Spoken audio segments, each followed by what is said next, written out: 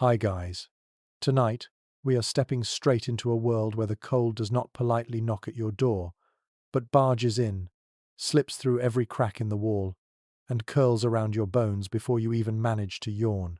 Picture yourself in the depths of a medieval winter, dawn barely breaking, frost painting white lace on the edges of your tiny window, and a draft so sharp it feels like a knife dragged across your skin. You pull whatever ragged blanket you can find closer, but it does almost nothing. The truth is, you probably won't survive this night without fire, bodies, or sheer stubbornness. So, before you get comfortable, take a moment to like the video and subscribe, but only if you genuinely enjoy what I do here. And while you're at it, let me know your location and your local time in the comments. I love imagining where in the world you're listening from. Now, dim the lights. Your toes curl against the rough rush matting on the floor. It feels damp, even though it's frozen. That's the nature of medieval mornings. Cold that seeps, damp that clings, air so heavy with frost that every breath burns your throat. The sound you hear first is not birdsong but the crack and groan of timber as it contracts under the night's frost. And you, wrapped in a coarse woolen tunic, tug at the edges of a blanket stuffed with straw, hoping some part of your skin can find warmth. Daily life in this era begins and ends with the reality of cold. The mainstream historical fact here is simple. Most people lived in timber or wattle and daub huts with very little insulation, and the warmth inside rarely rose much above the chill outside. Archaeological studies of early medieval houses in northern Europe show floors of packed earth, thin walls, and wide roof gaps that invited in winter winds, as though the house was daring you to complain. Comfort was a luxury only the rich even pretended to grasp. Still, there were strategies. You notice smoke from a neighbor's hearth curling into the air, the one hopeful sign that fire survived the night. Your own home has no chimney yet.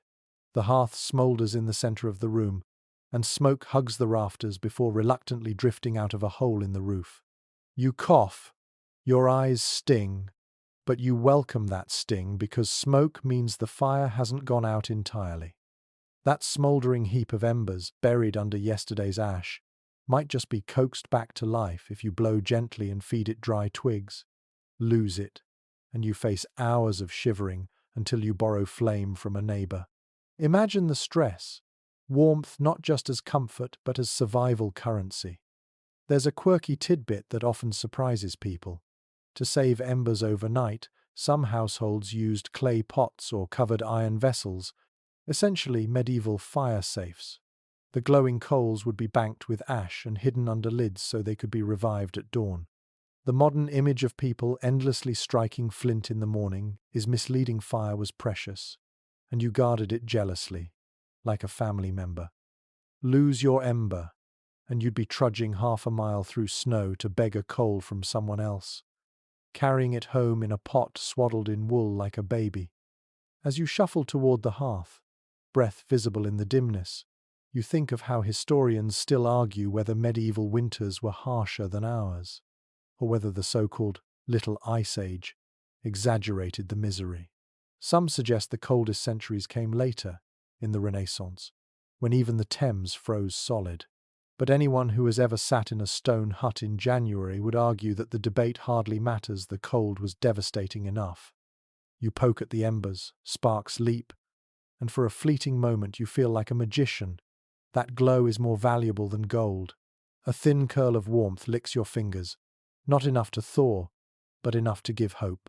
Your family stirs, children groaning, an older parent sneezing loudly, and all eyes fix on you. Can you bring the fire back? In that small, smoky circle, you feel the weight of generations who measured their mornings not in comfort but in whether the ember held. Outside, dawn is late and weak. Snow crunches as villagers begin to stir. Some carry bundles of sticks on their backs.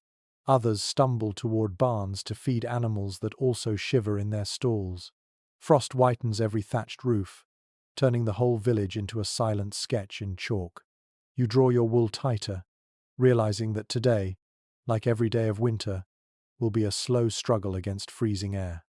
Yet there is also rhythm to this misery, a strange familiarity. You know how to tuck your feet beneath you when you sit, how to cradle hands around a clay cup once porridge is warm, how to angle your body toward the hearth so every inch of smoke-stained heat can kiss your skin. You know that this morning will feel eternal, but eventually the sun will rise higher, and the cold will dull into something merely bearable. The smell of smoke fills your lungs again, acrid yet comforting.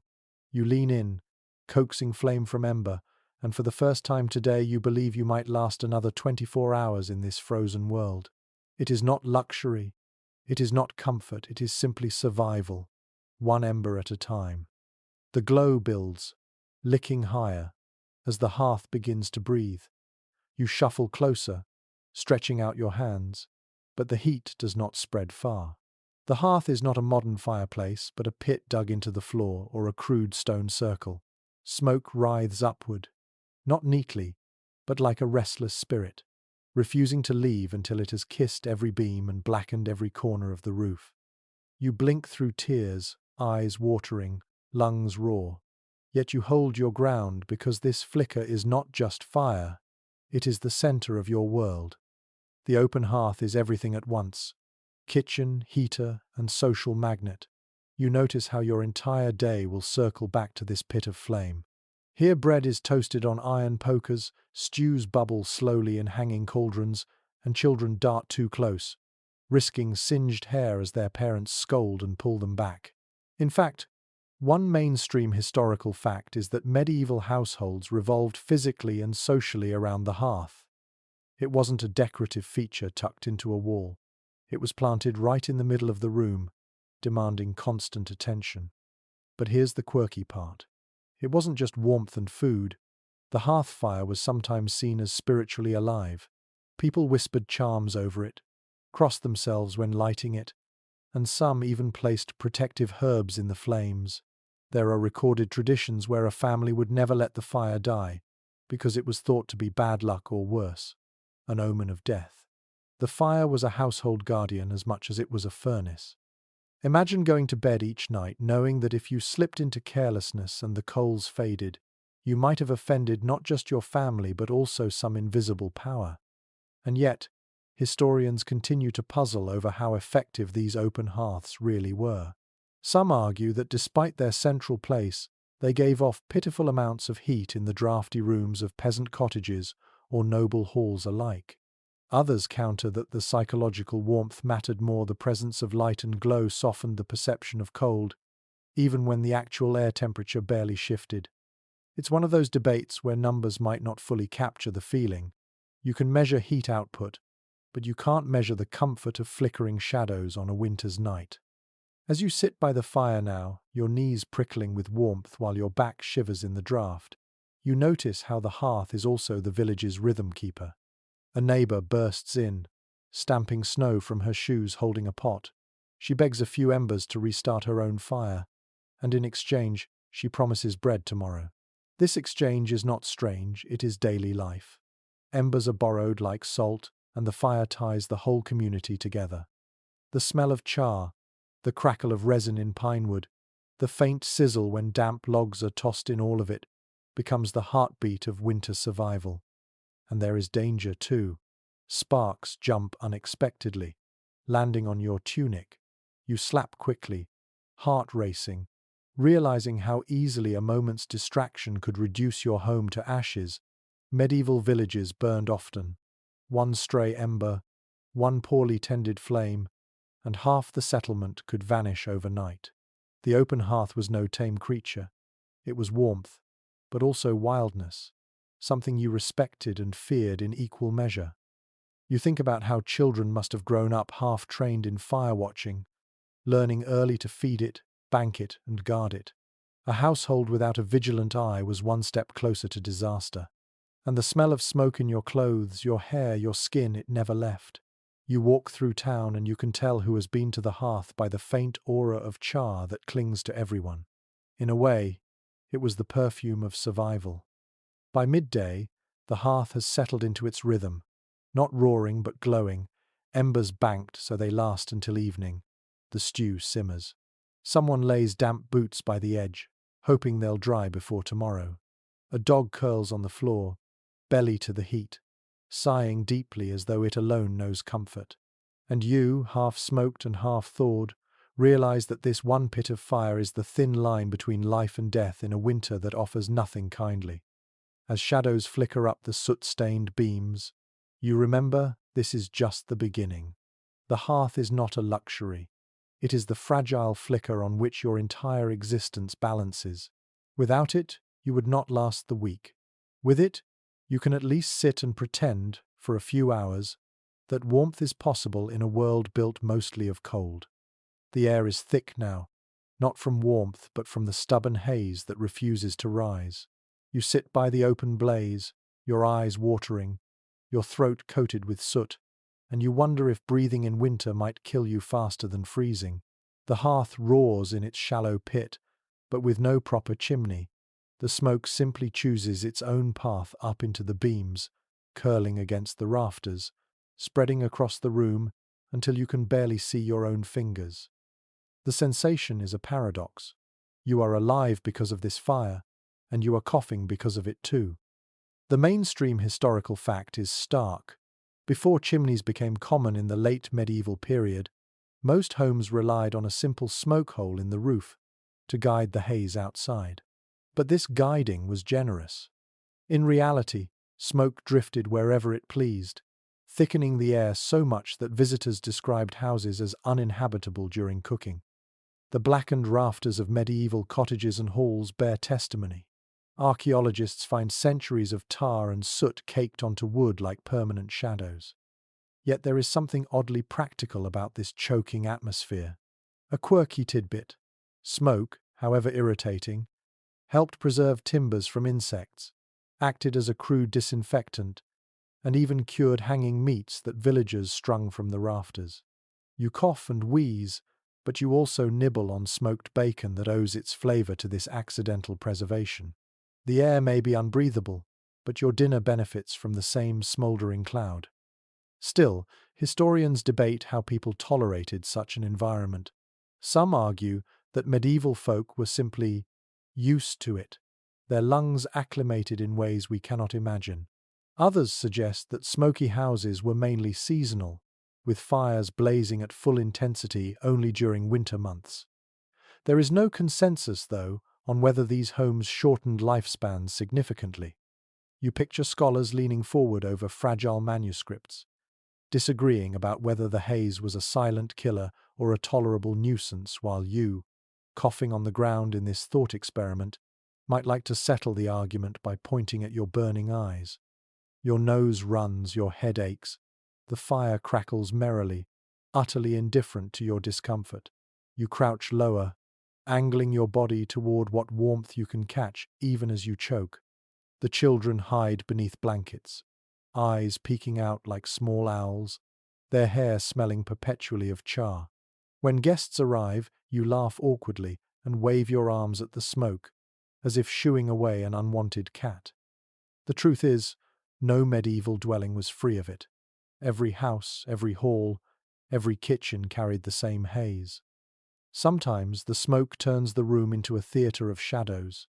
Sunlight pierces through the roof hole, and beams of light scatter like golden swords in the murk. Dust motes dance with ash flakes, creating a surreal beauty that almost makes you forget the stench.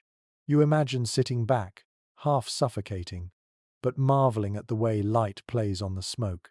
For a moment, it feels like a chapel, with shafts of sun instead of stained glass. But beauty fades when your eyes sting again. You tie a rag over your mouth, something mothers teach children when the haze grows too cruel. The rag does little, but it gives the illusion of protection. Your skin itches, and when you step outside, the air feels like pure relief, crisp and clean even though it is freezing. You take deep gulps, lungs burning with cold, but grateful for clarity. And yet, you always return inside, because outside there is nothing but frost and emptiness, and inside at least the hearth glows. You sit once more, coughing, but also thawing your fingers against the coals. The paradox becomes normal. The smoke becomes a neighbor you never wanted but must live with. Evenings are the worst. The fire is stoked high for cooking, the roof hole too small, The room filled with laughter and hacking coughs in equal measure.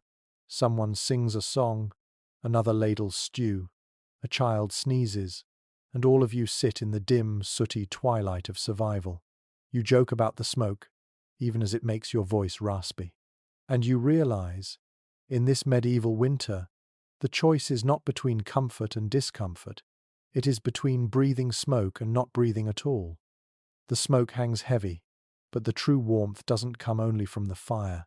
It comes from the people pressed close together around it, shoulders overlapping, breaths mingling in the dim haze. You shift on the hard bench, your knees brushing against another's, your blanket tugged tighter because half of it has been stolen by a sibling leaning too far into your space. Privacy is a luxury. Survival is a collective contract. The mainstream historical fact is clear. Medieval families, particularly peasants, often slept in a single room, huddled together against the biting cold. Archaeological reconstructions of cottages show not separate bedrooms, but one open space, livestock sometimes sharing the same floor for added warmth. The idea of a nuclear family bed is not a modern joke, it was a real defense against winter. And then there's the quirky detail that makes you chuckle despite the chill. Sometimes entire communities practiced bundling, where travelers or guests would literally be invited to share a bed with strangers, just to keep everyone from freezing. Boards or heavy sacks might be placed between bodies for modesty, but the closeness was non-negotiable. You didn't worry about awkward small talk, you worried about waking up alive. But scholars still disagree on the extent of this shared intimacy. Some insist that peasants regularly slept with animals indoors, goats, pigs, even chickens, as a form of natural heating, while others argue that such claims are exaggerated by later writers eager to depict medieval life as dirty and uncivilized. The truth may be muddled somewhere in between, and you, lying here with a calf chewing cud just a few feet away, might sigh that the academic debate is missing the point. The beast's warmth is undeniable, whether or not it's dignified. Your body sinks lower into the pile of coarse wool, straw-stuffed mattress scratching at your legs. You feel the heat radiating from another's back against yours. It's not comfortable, someone snores loudly, another kicks in their sleep, but you can't deny the way the cold seems less cruel when shared. The air smells of sweat, smoke and damp wool, but it is familiar, even reassuring. There is a rhythm to this communal survival. At dusk, everyone piles in, the youngest tucked deepest into the nest of blankets, the eldest near the fire for easier tending. In the middle of the night, someone stirs to add fuel to the embers, muttering curses at the cold, then slides back under the shared covering. You wake, momentarily disoriented, then drift off again to the sound of steady breathing, the low murmur of animals shifting nearby, and the faint hiss of fire settling deeper into ash. The thought crosses your mind, what happens when sickness strikes? You sneeze once, twice, and you imagine the contagion racing through the whole family bed by morning. Medieval people accepted this risk. The cold was a more immediate threat than disease in the moment. So, you turn your face into a wool sleeve and hope your cough is ignored. Yet there is tenderness in this closeness too. Children press their hands into their mother's sides. Fathers curl protectively around infants. Siblings share whispered jokes long after the room has darkened. Warmth binds you, not only in temperature but in affection. Without fire, without insulation, without central heating, the human body itself becomes the last furnace you can trust. You think back to last night, when the fire nearly died, and it was only the layered bodies that kept the frost from biting too deep. The memory sends a shiver through you now, not of cold but of gratitude. The house may be filled with smoke, the walls may leak drafts like sieves, but as long as bodies huddle together, you stand a chance against the longest nights. Somewhere in the darkness, a dog shifts, sighing, pushing its nose under a blanket edge. You smile at the absurdity of sharing not just warmth but dreams with animals, children, and adults, all tangled into one bundle. You close your eyes, knowing this arrangement isn't about comfort, it's about survival, plain and simple. And survival, in a medieval winter, is a victory worth every cramped, smoky, sweaty inch. You wake with straw clinging to your hair and a draught crawling over your skin, thin as a knife edge. The fire has guttered down again, little more than grey ash with a dull red core. The room is hushed, your breath curling into pale ribbons that hang for a second before fading into the smoky gloom. You glance around your cottage, and it is painfully clear. The walls are no fortress. A mainstream historical fact sets the scene. Most peasant cottages of the medieval period were built from wattle and daub, thin wooden frames woven with sticks, plastered with a mixture of mud, clay, and sometimes cow dung.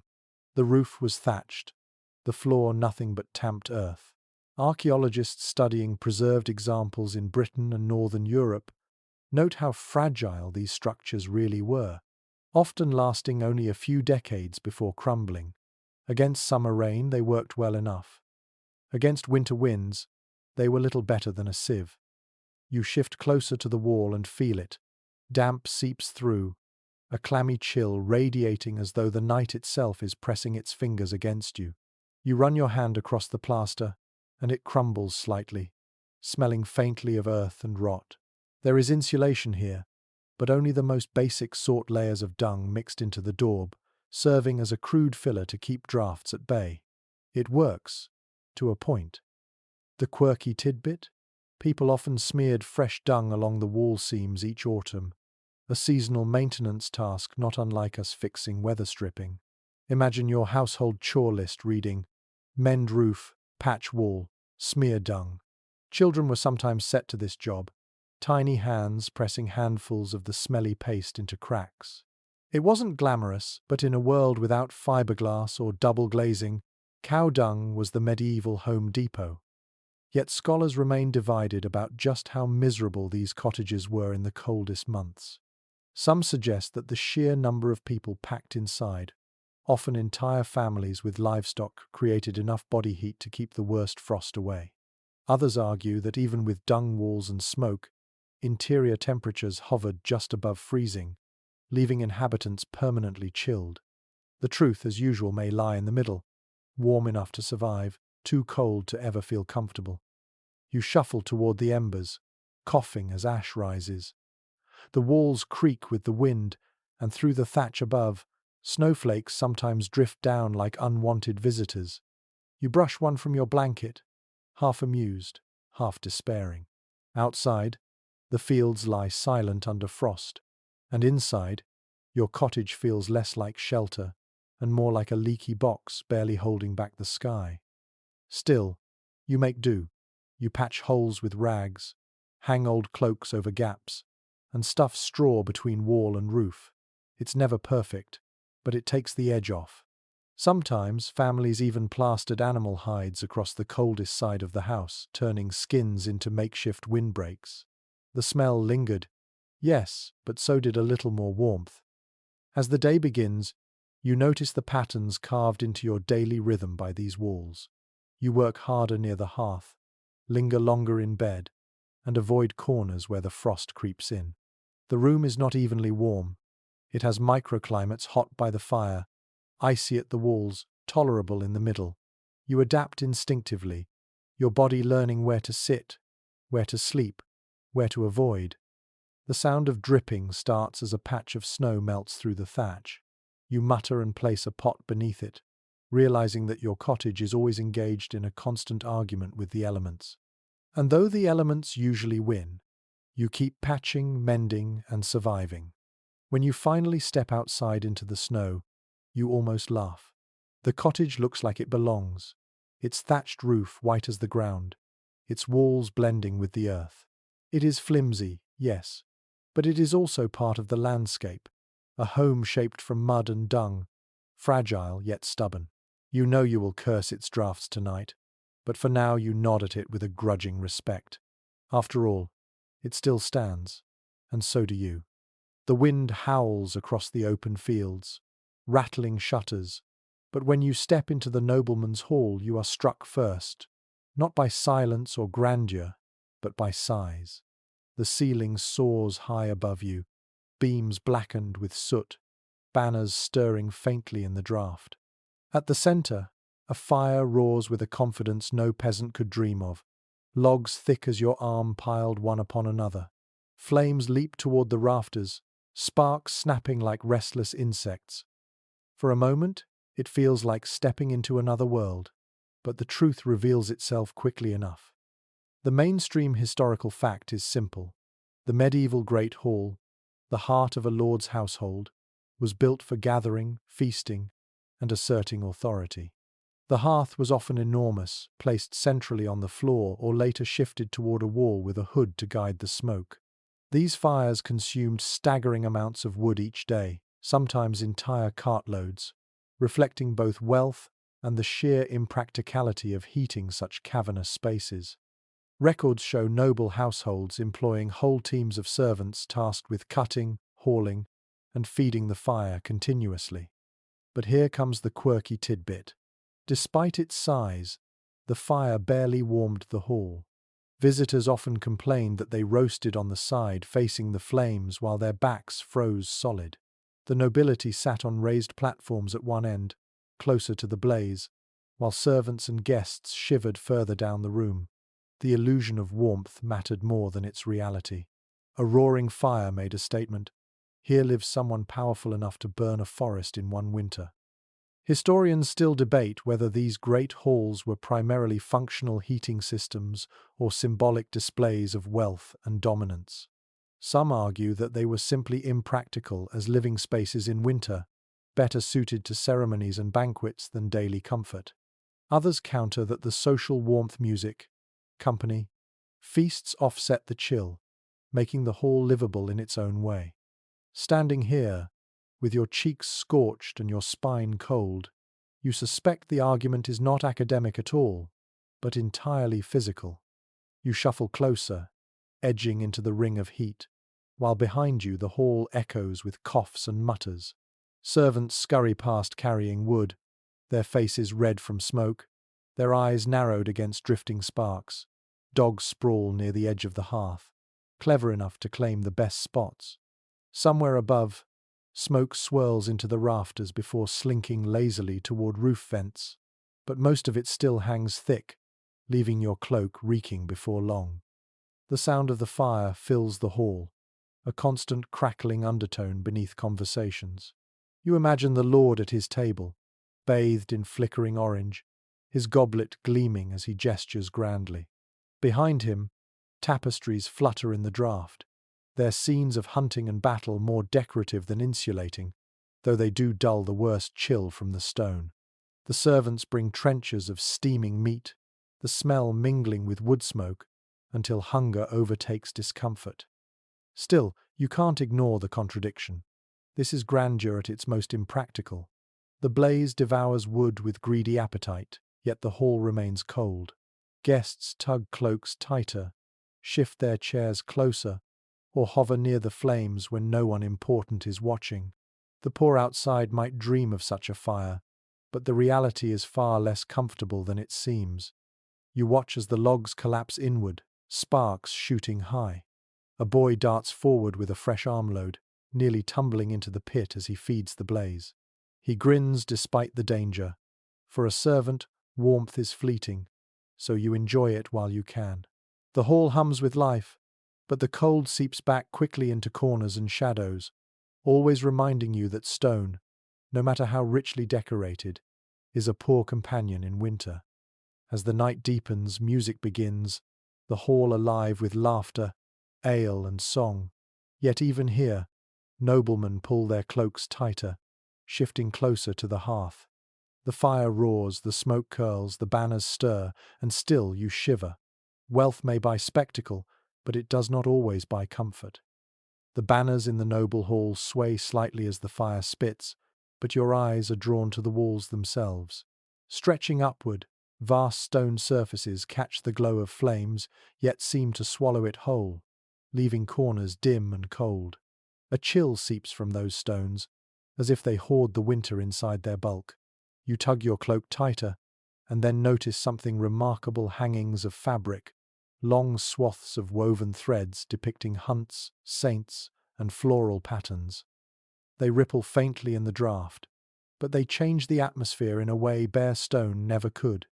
One well-documented reality of this era is that nobles invested heavily in tapestries and other textile wall hangings, not only as a show of wealth, but as insulation. Contemporary records describe how these fabrics were hung across stone surfaces to reduce the biting chill. They acted like medieval wallpaper, portable, colourful, and surprisingly practical. When nobles travelled between castles, tapestries went with them, rolled carefully and loaded into wagons, so that no hall was left cold and barren for long. Oddly enough, these textiles sometimes carried more than warmth. Imagine a tapestry serving as both insulation and storytelling device. A vast woven canvas showing family genealogy, religious imagery, or even political propaganda. Guests would sit and stare, not just at flickering firelight, but at a visual reminder of their host's power. And here's a curious little twist.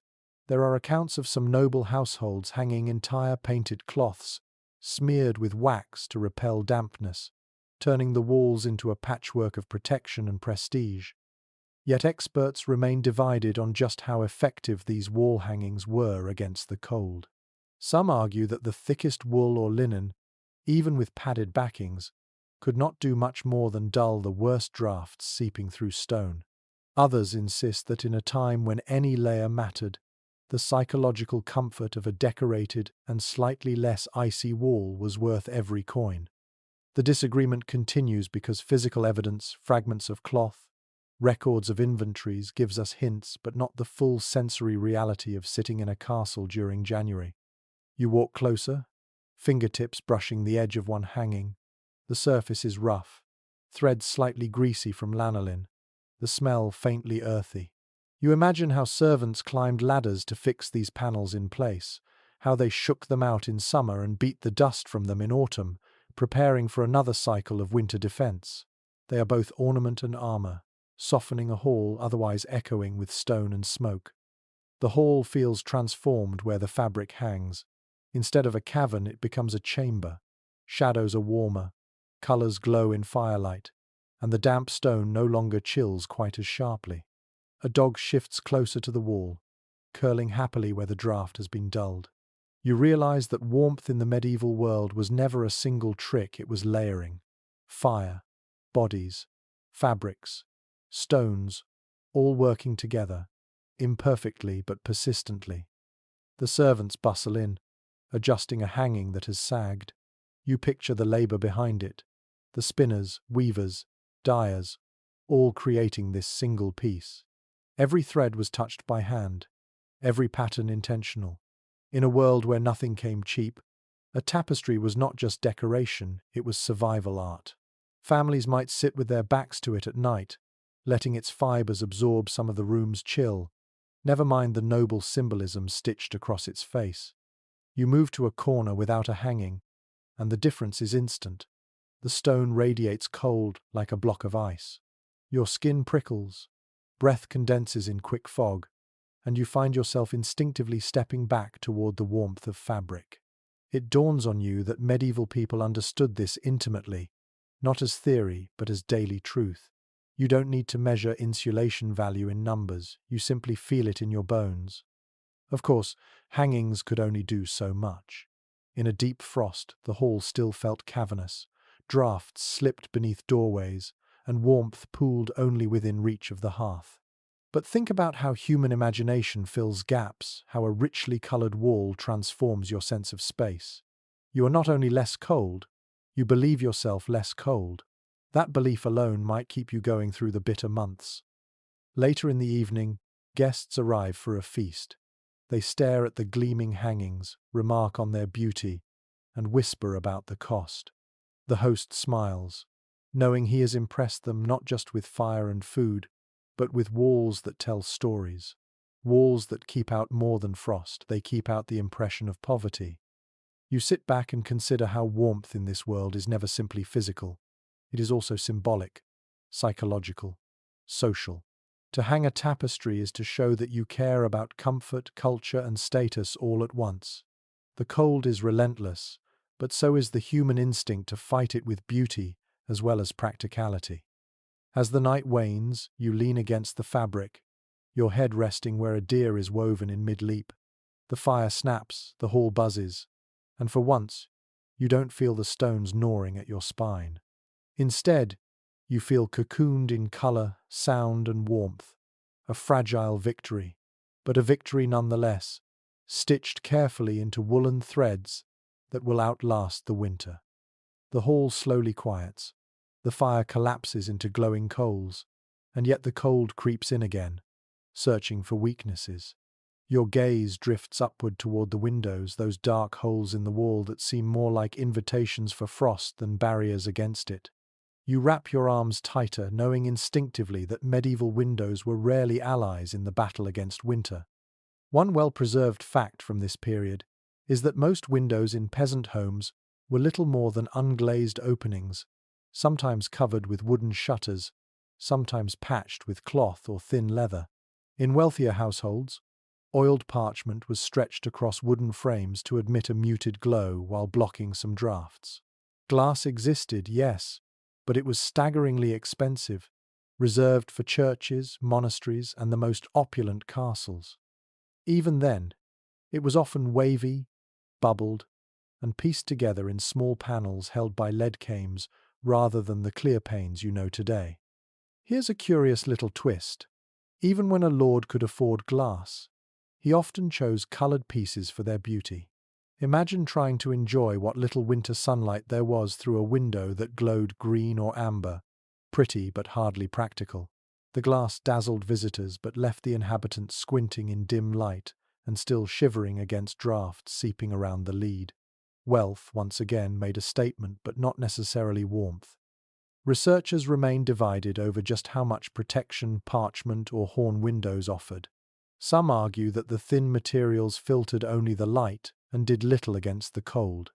Others counter that even the faintest barrier slowed the biting winds enough to matter. The evidence is tricky. Few medieval homes survive intact, and documents often focus more on taxes and property rights than on daily window coverings. Standing here, your fingers numbed by the draught, you're inclined to side with the skeptics. Parchment might mute the gale, but it doesn't stop you from shivering. You step closer, pushing against a shutter. It creaks and rattles, its surface rough with age, and a blast of icy air rushes through the gap. You slam it back, heart thumping. The shutter doesn't seal, it never does. Cold fingers reach through cracks, reminding you that winter doesn't need an invitation, it seeps in wherever it finds space. You stuff a rag into the joint, hoping for a reprieve, but deep down you know it's a losing battle. Daylight through these openings is weak and filtered, more gloom than glow. You imagine waking each morning to a room dim enough to mistake for twilight, squinting as you poke the hearth awake, stumbling as you grope for tools. Sunlight never floods the space, it dribbles in reluctantly, bouncing off smoke and soot until the interior feels more like a cave than a chamber. And when night falls, shutters slam shut, leaving you entirely at the mercy of firelight and rush lamps. Yet there's resilience here too. Families learned tricks. Some draped spare cloth or even old cloaks across windows, layering protection. Others angled shutters inward, adding thickness, or plastered edges with clay for the season. In towns, people leaned against the walls of neighbors' houses, stacking their homes close so fewer sides were exposed to the wind. Every adjustment mattered, however small. The sound of the wind outside grows louder, rattling through gaps like an uninvited guest. You imagine the snow piling against the outer wall, drifting against the shutters, frosting their edges. You touch the surface and feel it icy, a reminder that you live not behind walls and glass but in constant negotiation with the elements. Survival here is improvisation. And there's something oddly beautiful too. On bright mornings, sunlight catches the oiled parchment, making it glow like amber. You squint and see shadows of passing figures outside villages bent beneath loads of wood, children trailing behind, dogs bounding in snow. The window is imperfect, but it is a lens to the world, a reminder that even in the depths of winter, life continues just beyond the walls. By evening, though, you curse it again. Drafts snake across the floor, extinguishing candles, chilling bare toes. You pull closer to the fire, muttering about shutters that will never stay shut, and you wonder whether comfort is even possible in such a house. But then you remind yourself, people endured this not for days but for generations. They patched, layered, and adapted, not because they had perfect solutions but because imperfect ones were all they needed to survive. The window rattles once more, a groaning hinge echoing in the dimness. You sigh and smile faintly.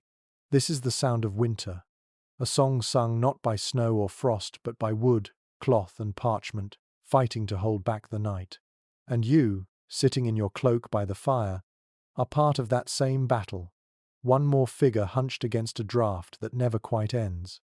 The window rattles again, but you turn away, because the true refuge of winter waits in the corner of the room, the bed. Not a single soft mattress with springs and sheets the way you might imagine, but a makeshift nest straw stuffed into a sack, layered with linen, wool, and whatever scraps of fur you can gather. It doesn't look like much, yet once you crawl inside, you realize this bundle of fabric and straw is meant to function like a miniature furnace, trapping every bit of heat your body produces. Contemporary accounts confirm that bedding was the medieval person's most reliable shield against cold nights. The poor made do with straw pallets, often shared by several members of a household. The wealthier layered featherbeds, coverlets, and fur throws until the sleeper was buried under a small mountain of textiles. Archaeological finds even suggest beds were sometimes boxed in with wood panels or curtains, creating a pocket of warmth where breath hung heavy but frost dared not settle. Oddly enough, one of the more eccentric customs was the use of hay or even dried seaweed as mattress filler in coastal villages. People stuffed whatever they had on hand into sacks, replacing the contents periodically when they became too musty. The bed wasn't meant to be plush, it was meant to insulate. Imagine curling up on a crinkling mattress of dried reeds, less cozy cloud, more rustling nest. Yet in the dead of winter, the sound was reassuring, proof that you had something between you and the frozen floor. Specialists continue to puzzle over how much privacy or comfort these sleeping arrangements allowed. Some argue that the heavy bed curtains found in wealthier homes were as much about warmth as they were about intimacy. Others suggest they doubled as status symbols, embroidered and dyed, to show wealth in a world where fabric was more precious than coin. Still, whether for warmth, privacy, or bragging rights, the enclosed bed became one of the defining features of medieval domestic life. You climb into the bedding now, feeling the scratch of straw beneath the first layer of wool. It pricks at your skin through thin linen, but once you shift around, the straw compresses, molding slightly to your shape. The blanket above is heavy, pressing down with reassuring weight. You tuck the edges beneath your body, sealing yourself into a cocoon. Within minutes, the warmth of your own breath builds into a pocket of livable air. It is dark inside the bed curtains, the firelight reduced to a faint glow through the fabric. You hear the sounds of the house settling, wood creaking, the dog shifting on the floor, the faint whistle of wind sneaking through shutters. But in here, within this nest, the world feels muted. Even the bitter draughts seem to hesitate, defeated by layers of wool, fur, and tightly drawn cloth. There are risks, of course. A coal or ember slipping too near could set bedding ablaze in an instant. Stories circulated of careless sleepers waking to smouldering straw, scrambling to beat out sparks before they spread. The smell of smoke might mean warmth in the hall, but in the bed it meant terror. Parents warned children never to drag embers too close, though sometimes, desperate for warmth, someone risked it anyway. Yet despite these dangers, the bed was where families found not just warmth but comfort. Children nestled against parents, siblings shared furs, couples whispered quietly in the darkness. The intimacy was forced by necessity, but it also forged bonds. You imagine lying here, shoulder to shoulder, your breath mingling with others, the bed curtains holding back not only draughts but also the loneliness of a long night. And when you finally close your eyes, the effect is magical. The world outside the bed may be frozen solid, but inside your little furnace of fabric, time softens. Dreams float easily in this cocoon. Perhaps that's why medieval people so often described sleep as blessed, even sacred. It was the one time the cold could not chase you, the one time your body truly rested. Morning will come with stiff joints and straw stuck to your hair.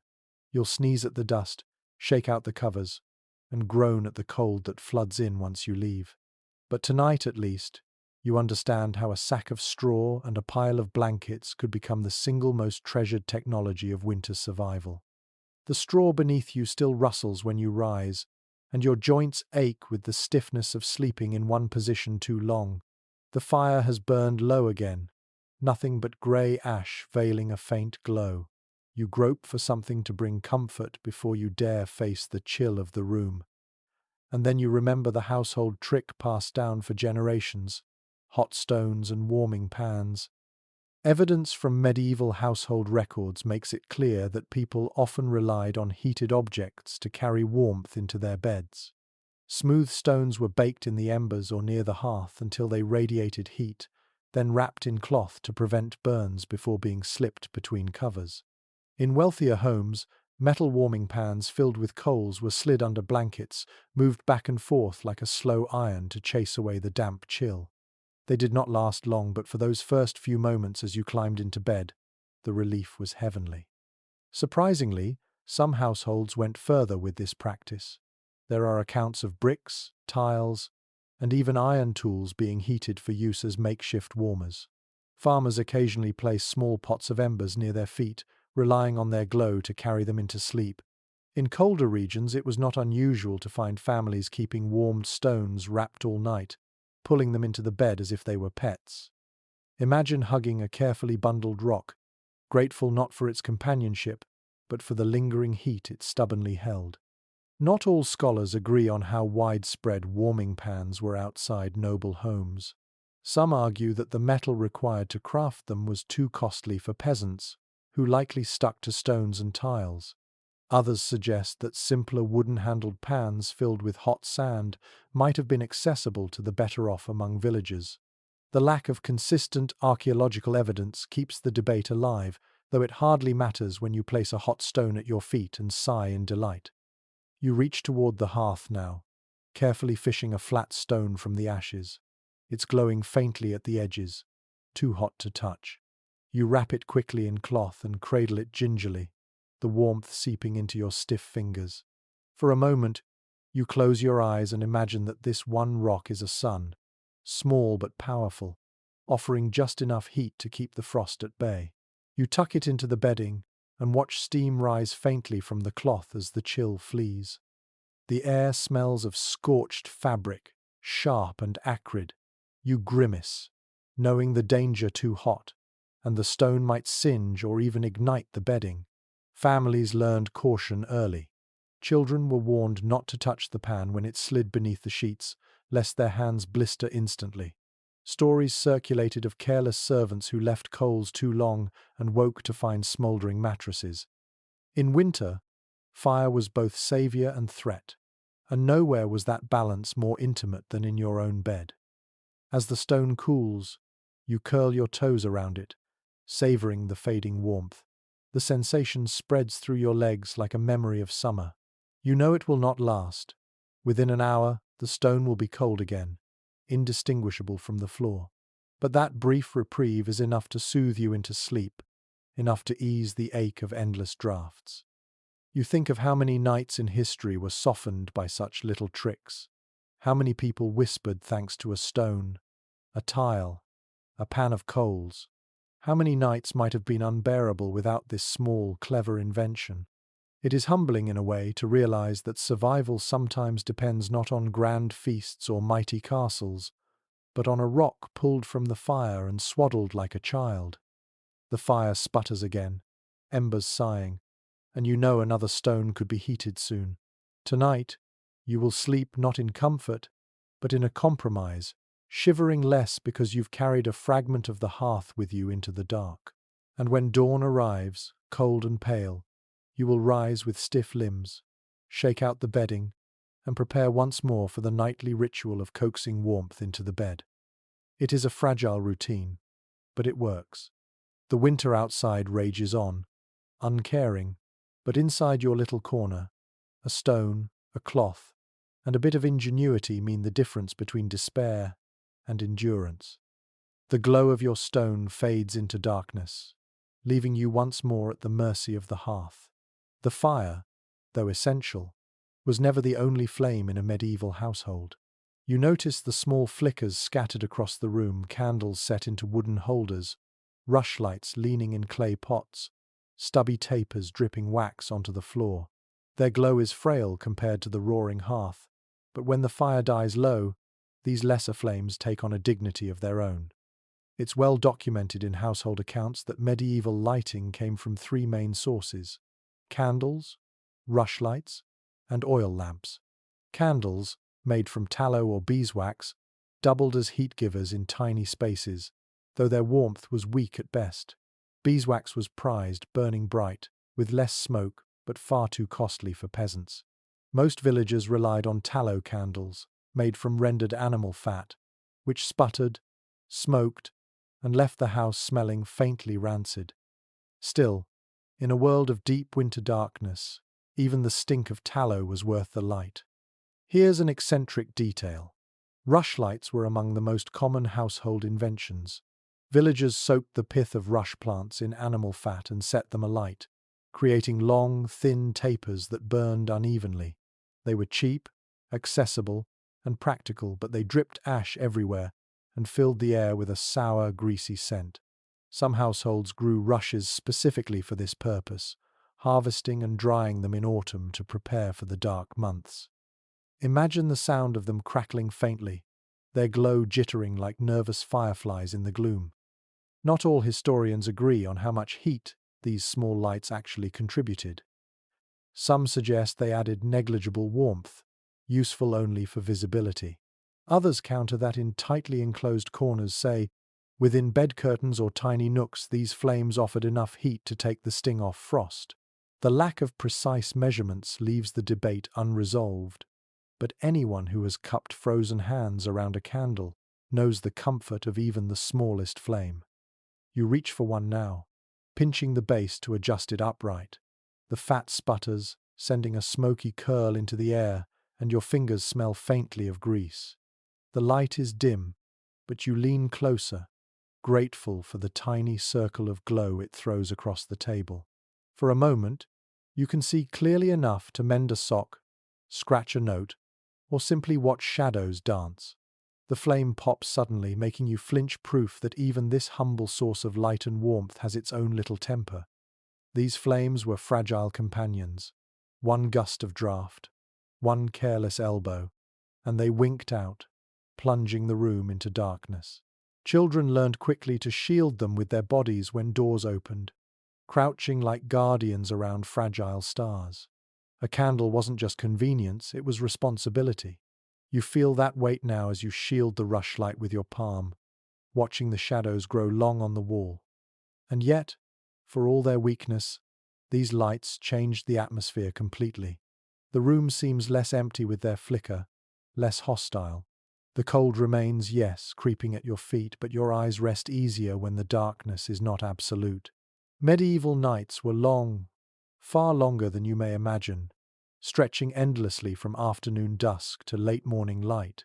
Without these flames, the nights would feel unbearable. With them, they became survivable, even sometimes beautiful. There is a soft romance in the way the flames dance together. The hearth glows low, but the candles wink, the rushlights flicker, and the shadows ripple across woven hangings. You hear a child murmur in sleep, shifting beneath blankets, their face bathed faintly in the glow. You imagine couples whispering by candlelight, monks copying texts by rushlight, guards warming their hands over a lantern in the night watch. The flame is not just heat or light, it is companionship against the vast cold. Of course, danger was always nearby. A tallow candle toppled too close to thatch could mean disaster. Fire was both savior and predator, always waiting to slip out of control. You picture a village night when one careless rushlight spilled into straw and an entire row of cottages vanished in smoke. Every flame, no matter how small, was treated with awe and suspicion. You cradle it, but you also fear it, knowing it holds both hope and ruin in equal measure. Still, you blow gently across your candle, not to extinguish it, but to watch it bend and flare.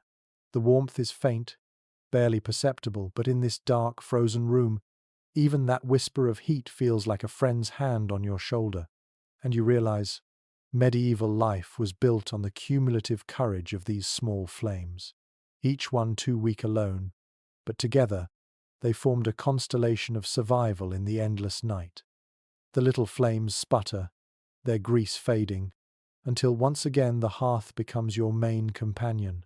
But not every medieval winter night was spent in a smoky cottage or drafty hall. Picture yourself walking in silence through cloistered stone corridors, sandals scraping against frozen flagstones, breath curling like incense in the half-dark.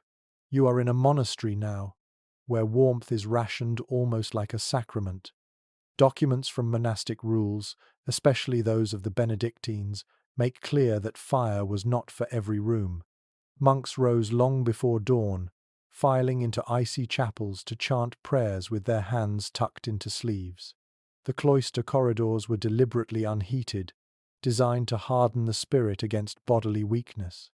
Only the kitchen, the infirmary, and sometimes the refectory had dependable fire, leaving monks to endure the cold in silence. Accounts from medieval visitors describe seeing monks' ink freezing in their inkwells and their breath hanging over manuscripts as they copied by hand. Here's a surprising glimpse into that world. In some monasteries, the communal warming room called the calefactory became a treasured refuge. It was often the only place with a steady blaze, and monks were permitted to gather there for moments of relief. Imagine 20 men, shivering in their habits, crowding close to the fire, hands outstretched, trying to absorb enough heat to carry back into the frozen silence of their cells. In some regions, these calefactories became social hubs, where whispered conversations and shared stories thawed more than just limbs. There's still disagreement among scholars over how strictly such rules were enforced. Some argue that ascetic orders genuinely forbade fire in dormitories, forcing monks to survive nights in unheated stone cells. Others suggest that local practices varied widely, with pragmatic abbots permitting braziers during especially harsh winters. The written rules might have been stern, but human survival instincts often bent them. We may never know the full consistency of practice, though standing here, your bare feet numb against icy floors, you suspect the stricter interpretations were very real indeed. You follow the line of monks now into the refectory. The hall is austere, but at its center a fire burns, modest but steady. The smell of smoke mingles with the scent of bread and pottage. The monks eat in silence while a reader chants scripture, bowls steaming faintly in the chill. The fire does not warm the whole room, but its presence makes the meal tolerable. Without it, the act of eating would feel like punishment. With it, there is a fragile sense of community sustained through the worst months. Later, you wander into the scriptorium, where scribes sit hunched at long desks. There is no hearth here, only a few candles sputtering against the gloom. The men bend low over pages, their fingers stiff, their ink sluggish. Some wear fingerless gloves, others simply breathe on their hands before continuing. The air is filled with the sound of quills scratching on parchment, a rhythm steady despite the cold. The manuscripts that survive from this era are testaments not just to patience but to endurance, words and illuminations carved into parchment by men half frozen at their desks. In the cloister walkways, frost creeps across the stones, glittering faintly in torchlight. The arches are open to the elements, the wind sweeping through without mercy. You pull your habit tighter, shoulders hunched, and wonder how many winters a man could withstand in this way. Yet for the monks, the cold was more than a challenge, it was a discipline. To endure it was to share in Christ's suffering, to let the body weaken so the spirit could grow strong. Still, you can't help but smile at the thought of monks sneaking extra moments in the calefactory, warming numb hands before the bell summoned them away. You picture the quiet relief on their faces, the subtle sighs of pleasure as blood returned to their fingers. These small stolen comforts were as human as the prayers they recited. Night falls, and the dormitory is black and silent. Rows of narrow beds stretch into the shadows. No fire, no candle, only breath rising like pale mist. You climb under thin blankets, feeling the stone's chill seep upward through the mattress. Around you, men shift in silence, coughs echoing against the walls. The discipline is harsh, but there is also a strange serenity, an acceptance of winter as part of spiritual life. Your body shivers, your teeth chatter, but your heart beats steadily. You realize that warmth here is not measured by temperature alone. It is found in the rhythm of prayer, the fellowship of voices chanting in the cold, the shared conviction that enduring hardship brings meaning. For the monks, survival was never the only goal. To shiver was to serve, to suffer was to sanctify. And so, in this monastery cloaked in frost, you drift into uneasy sleep, not warmed by fire, but by faith and the quiet strength of men who believed that the cold itself was a teacher. The monastery bells still echo faintly in your ears as you step back into village life, where not every place was resigned to icy silence. Picture the steam rising in thick, fragrant curls, swirling against rafters until the whole room glowed like a ghost. You are standing in a bathhouse, a rare but cherished escape from the endless freeze. Written accounts from medieval towns and cities confirm that public bathhouses dotted Europe, from bustling London to small German villages. They were more than places to wash. They were warm sanctuaries. The baths were heated by furnaces or large hearths, and the water retained enough heat to fill the air with steam. Patrons lingered, soaking in tubs, gossiping, sometimes even eating and drinking while the snow piled outside. For people accustomed to smoky cottages and freezing halls, these steamy rooms must have felt like stepping into paradise. An unusual detail comes from records in Paris and Nuremberg. Bathhouses often doubled as taverns or even social clubs. You might sip spiced wine while reclining in hot water, or pay extra for food served to you in the tub. Some reports describe musicians hired to play while bathers relaxed, the notes echoing through clouds of mist. Imagine laughing with neighbors, cheeks flushed from heat, while the city beyond your door groaned under frost. Academic voices still wrestle with how common these establishments truly were. Some historians argue they were widespread and affordable, accessible to artisans and merchants as well as nobles. Others point out that many bathhouses disappeared by the late Middle Ages, in part due to fears of disease and moral suspicion. The truth, as with much of daily life, likely varied by region, thriving in one town, fading in another. You might never know how accessible they were, but as you sink into warm water here, you don't care about scholarly disputes. You care about how your fingers finally thaw. You lower yourself further, the water biting hot at first before your body melts into it. The sensation is overwhelming after weeks of icy drafts. To feel heat surround every inch of you is almost shocking. Your skin prickles, sweat beads on your forehead, and your muscles unknot in gratitude. The air smells of damp wood, of herbs tossed into the water for fragrance, rosemary, thyme, maybe even lavender if the owner is generous. Around you, people murmur in low voices, steam clouding their faces into shadows. Some lean back, eyes closed, drifting near sleep. Others chatter animatedly, relieved to speak without shivering. The bathhouse becomes a microcosm of comfort, a fragile bubble of warmth holding back the winter. You realize why these places were beloved here. For an hour or two, you could forget the cruelty of the season. Of course, such comfort carried risks. Fires roared beneath the water vats, and an accident could scald or burn. Too much heat might leave you dizzy, vulnerable to chills when you stepped outside. And rumors swirled about bathhouses being dens of vice, leading to laws that closed many down in later centuries. But in this moment, sitting in fragrant steam, the dangers feel remote. You simply close your eyes and listen to the splash of water, the crackle of fire, the low hum of voices softened by mist. When you finally emerge, your body glows.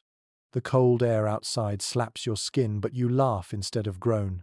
For a while, your inner warmth shields you, a memory of fire carried in your very blood.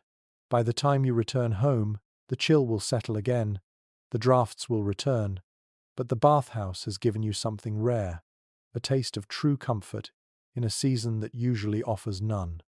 You tuck the experience away like a secret ember in your mind. Tomorrow you will wake to frost and smoke, to aching joints and icy breath, but tonight you drift into sleep still wrapped in phantom steam. The warmth of the bathhouse lingers in your memory.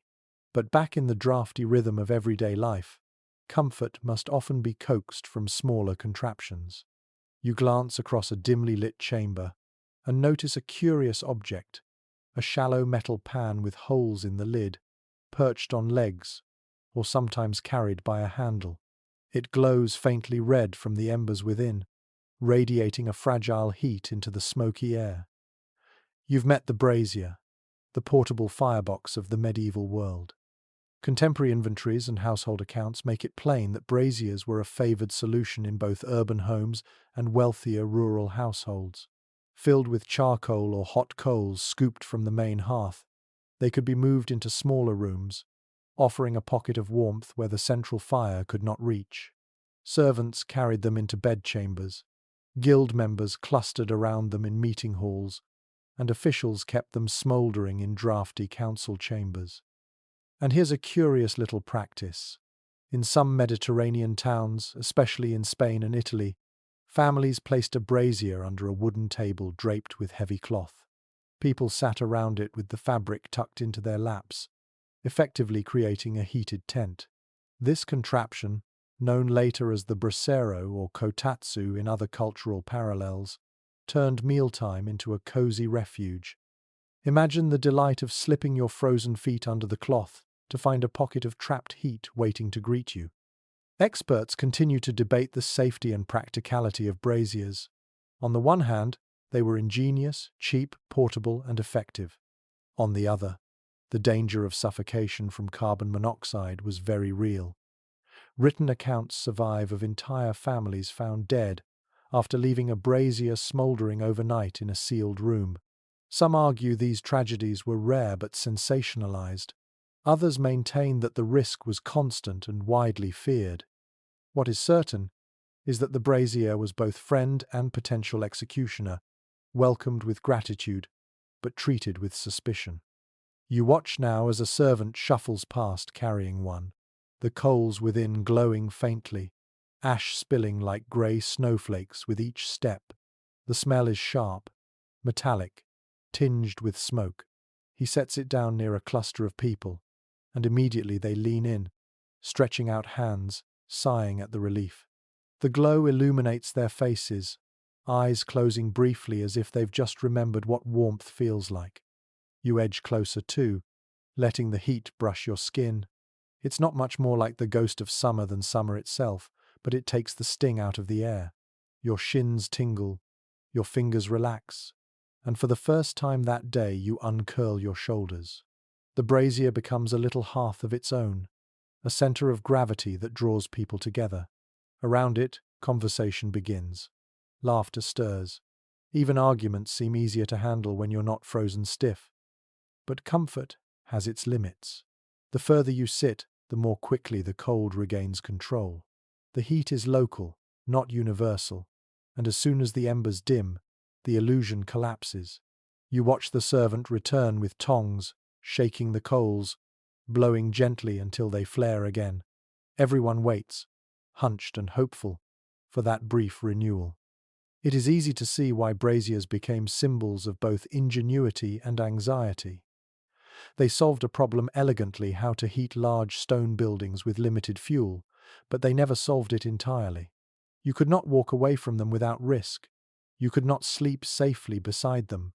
You had to live in conversation with their hazards, balancing gratitude and fear with every glow.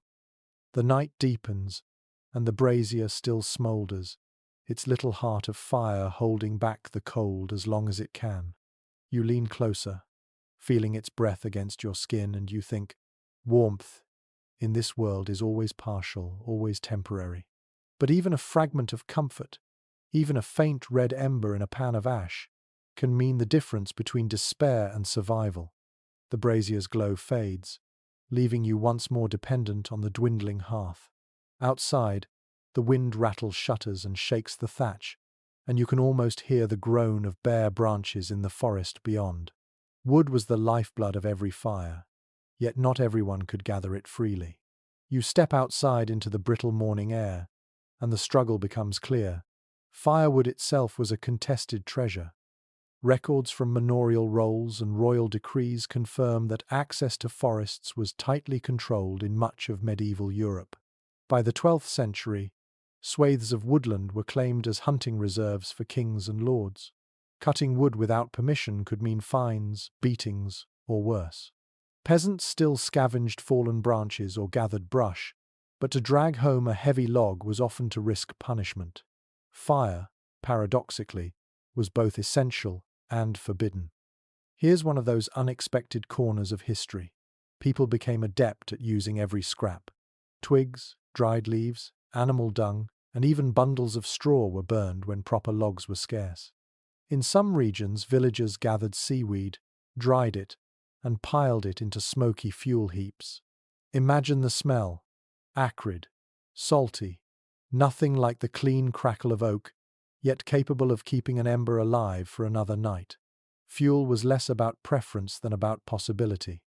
Historians are not united on just how severe the scarcity became during the Middle Ages.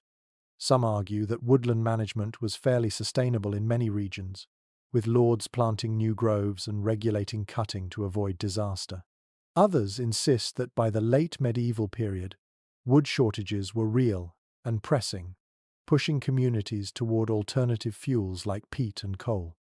The evidence differs from region to region, but the debate underscores one truth: you could never take firewood for granted. You hoist an axe and test its weight. The thought of trudging into the Lord's forest fills you with both longing and fear. The trees stand silent, cloaked in frost, their trunks promising weeks of heat, if only you could claim them. But the penalty for poaching is steep, so you stoop instead, collecting fallen branches, brittle and light, hardly enough to stoke a meal. Children scatter through the underbrush, chasing twigs like treasure, their fingers red with cold, their bundles tied with string. At home, you watch the woodpile dwindle day by day. Each log burned is a calculation. Should it be used now, or saved for a night colder still? Families became experts in stretching supply banking fires carefully, cooking quickly, layering clothing instead of logs. Sometimes the hearth was lit only for meals, and the rest of the day you endured the frost. Comfort was rationed like coin, and every ember carried weight. The smell of smoke was not always pleasant. Wet wood hissed and spat, filling the room with acrid fumes. Resinous pine popped and snapped, sending sparks across the floor. Oak burned slowly, steadily, and was coveted most. You feel the difference in every log. Some too fast, some too smoky, some just right. Firewood became a vocabulary all its own, each type telling a story of survival. And yet, you remember the bitter truth: many could not gather enough at all.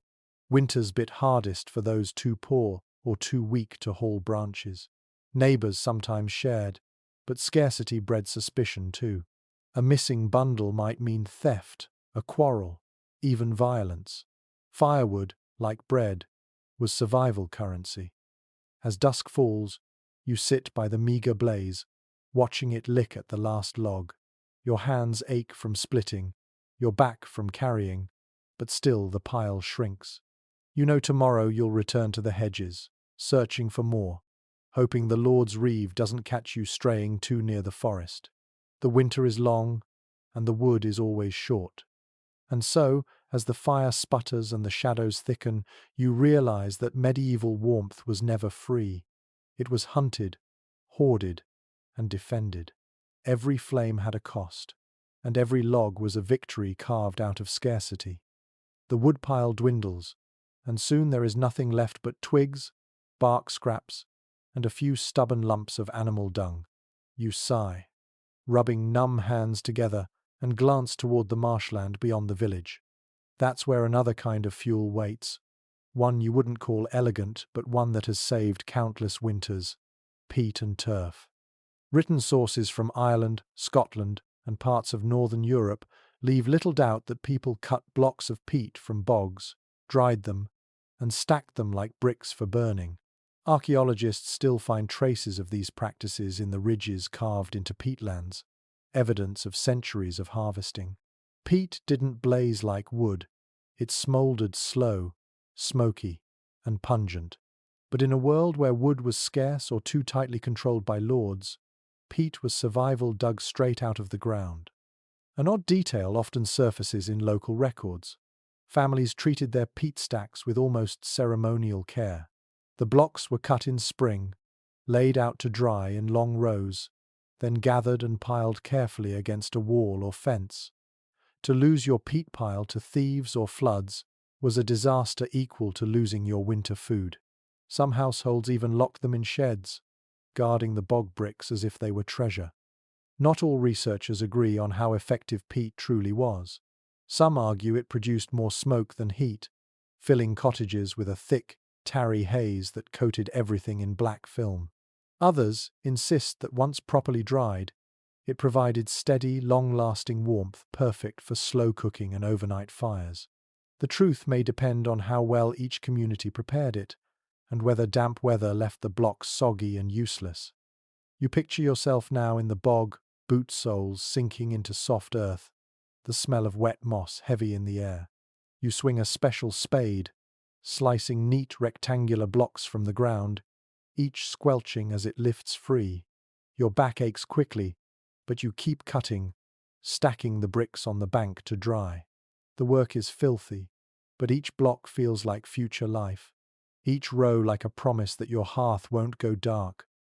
At home, you feed one of the bricks into the fire.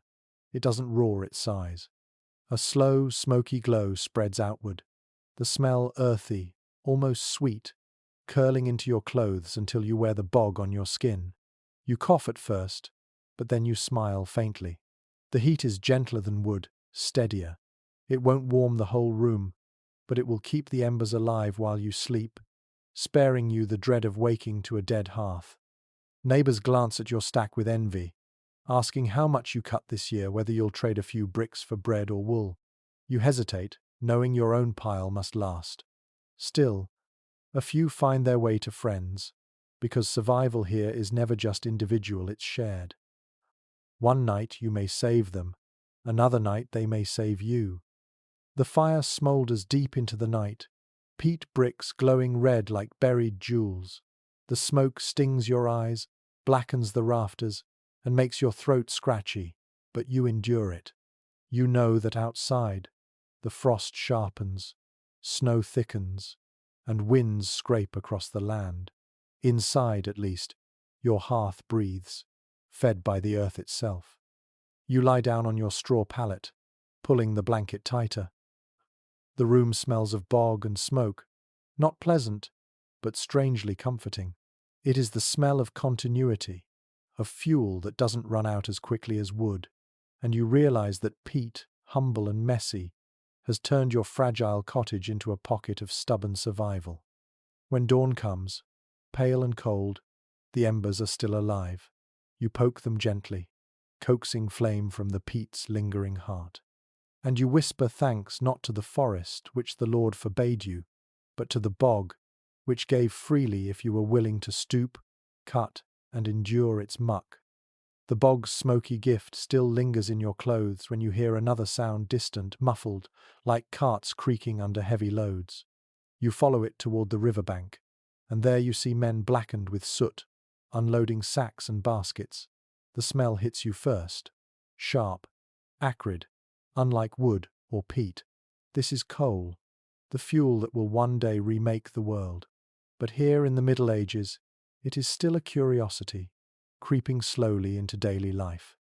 Records from Durham, Newcastle, and along English rivers show that by the 13th century, Sea coal was already being hauled by boat and cart to nearby towns. It burned hotter than wood, lasting longer, and merchants quickly saw its value. Yet for most villagers, it remained an oddity, dirty, foul-smelling, and unfamiliar. Some lords purchased it for castles, especially in areas close to mines, but further inland many peasants had never seen a lump. And here's a curious little wrinkle. Early on, people were suspicious of coal smoke. Chroniclers describe Londoners complaining that it fouled the air, blackened walls, and sickened the lungs. There are even accounts of noblewomen avoiding houses where coal fires burned, claiming the smoke ruined their clothing. Despite these protests, the fuel spread, because when forests thinned and wood prices rose, coal offered something essential: consistency. You could dig it, haul it, and stack it in heaps that outlasted any pile of logs. Scholars remain divided on just how widespread coal use became during the medieval period. Some argue it was limited mostly to mining regions and large towns, where transport made it practical. Others suggest that by the late 14th century, coal was already reshaping urban life, powering industries like smithing and brewing in addition to warming hearths.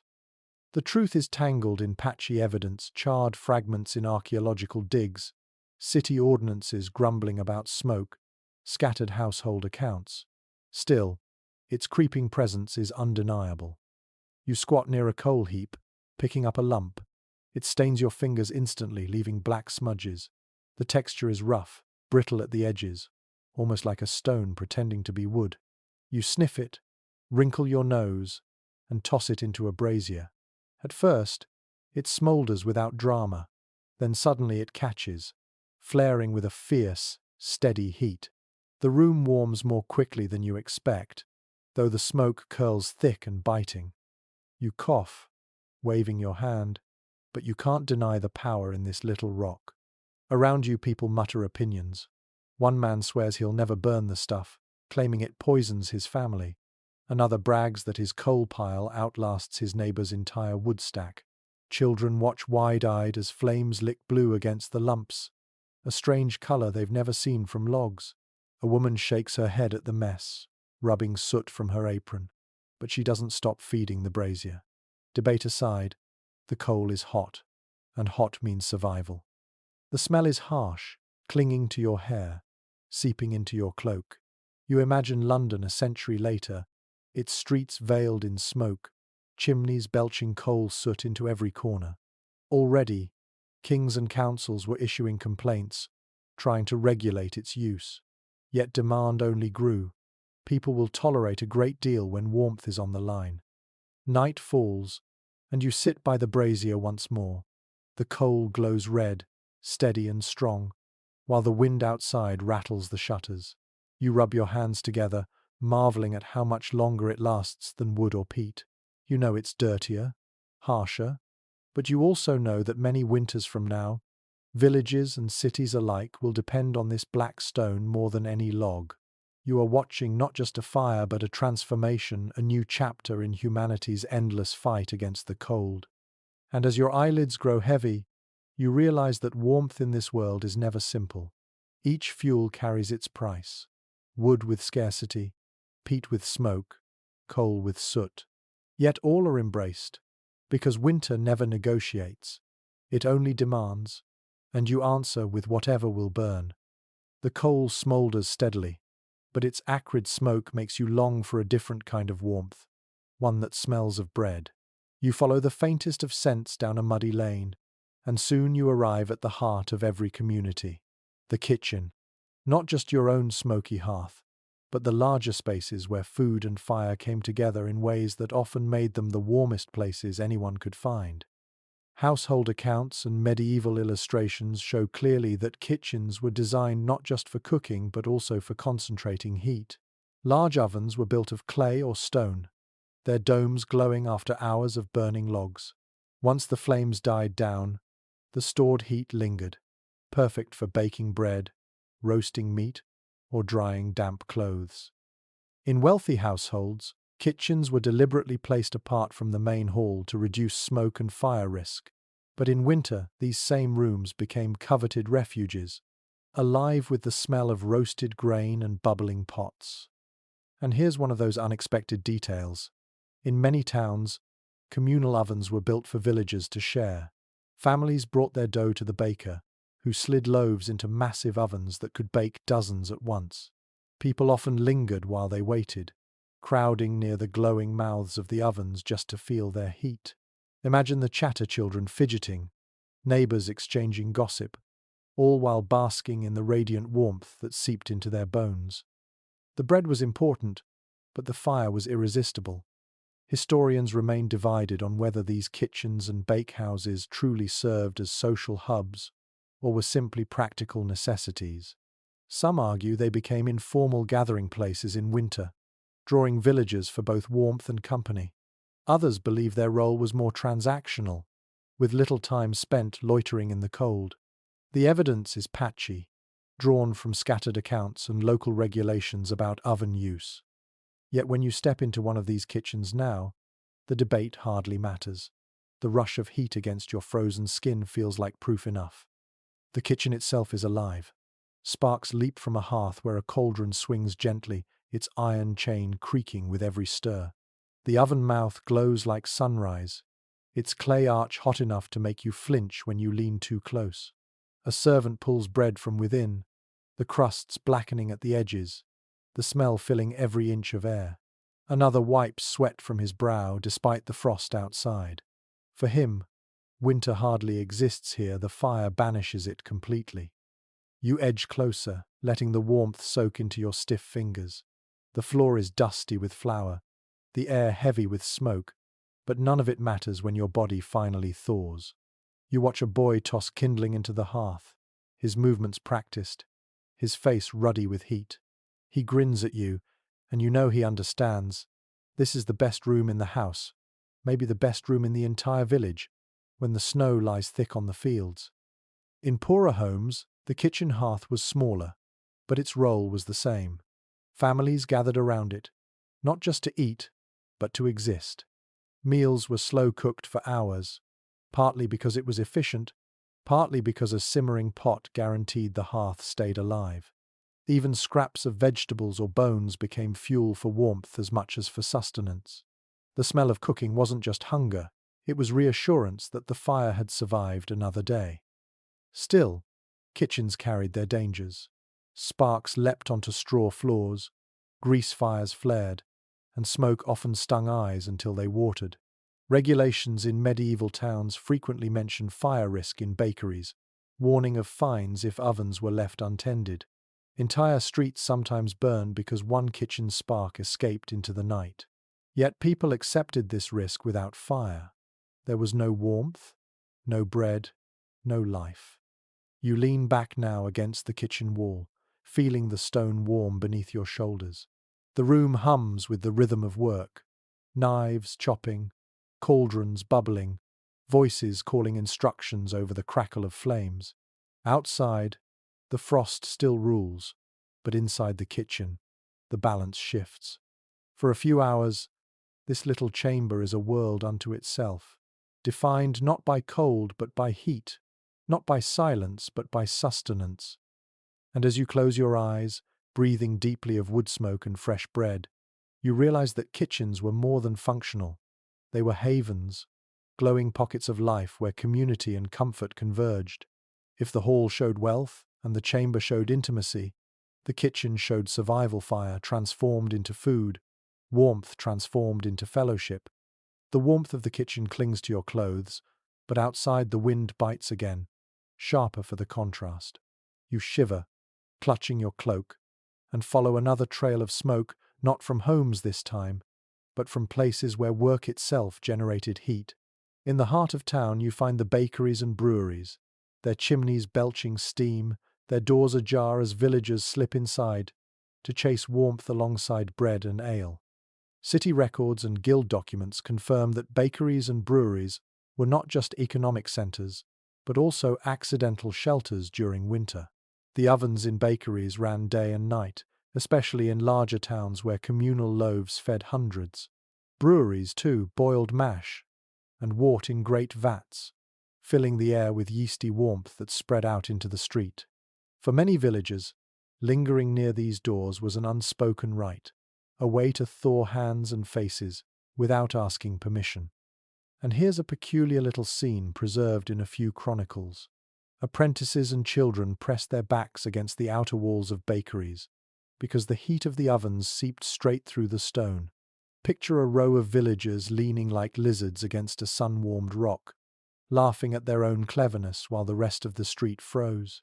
It wasn't elegant, but it was survival by proximity. Specialists continue to debate just how accessible these warm places really were. Some argue that bakeries strictly controlled their ovens, wary of fire hazards and outsiders meddling. Others counter that in crowded urban life, it was inevitable that neighbors, beggars, and children hovered at the doors. The truth is probably in between. Tolerated until it became disruptive, discouraged when fuel costs grew high. But for you, standing here now with the yeasty air wrapping your face, the scholarly quarrel is irrelevant. Warmth is warmth, wherever it leaks.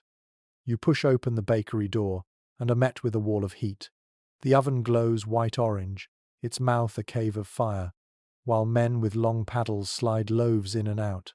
The air is thick with flour, dust, and smoke, yet you feel your shoulders unclench immediately. Your fingers thaw, your toes stop aching. The scent of baking bread seeps deep into your chest, intoxicating in its promise. Nearby, women gossip as they wait for their dough, children chase each other among the benches, and a stray dog curls beneath a table, too content to be chased out. You realize this place is more than a workplace, it's a magnet. People are drawn to its fire as moths are to light, not only for food but for relief. A short walk away, the brewery is just as inviting. Steam billows from great cauldrons where malted barley simmers, the air heavy with sweet, earthy fragrance. Workers stir with long poles, sweat shining on their brows even as frost crusts the windows. You step inside, and the warmth envelops you like a thick blanket. The sound of bubbling liquid, the hiss of steam, the clatter of mugs being filled, it all merges into a symphony of comfort. Of course, dangers lurked here too. Fires burned constantly, fuel was consumed at staggering rates, and accidents with boiling liquid could be deadly. Regulations in some towns specifically mention breweries as fire hazards, requiring inspections or taxes to offset the risk. But none of that stops people from slipping into the steamy air, breathing deeply as if warmth itself could be swallowed.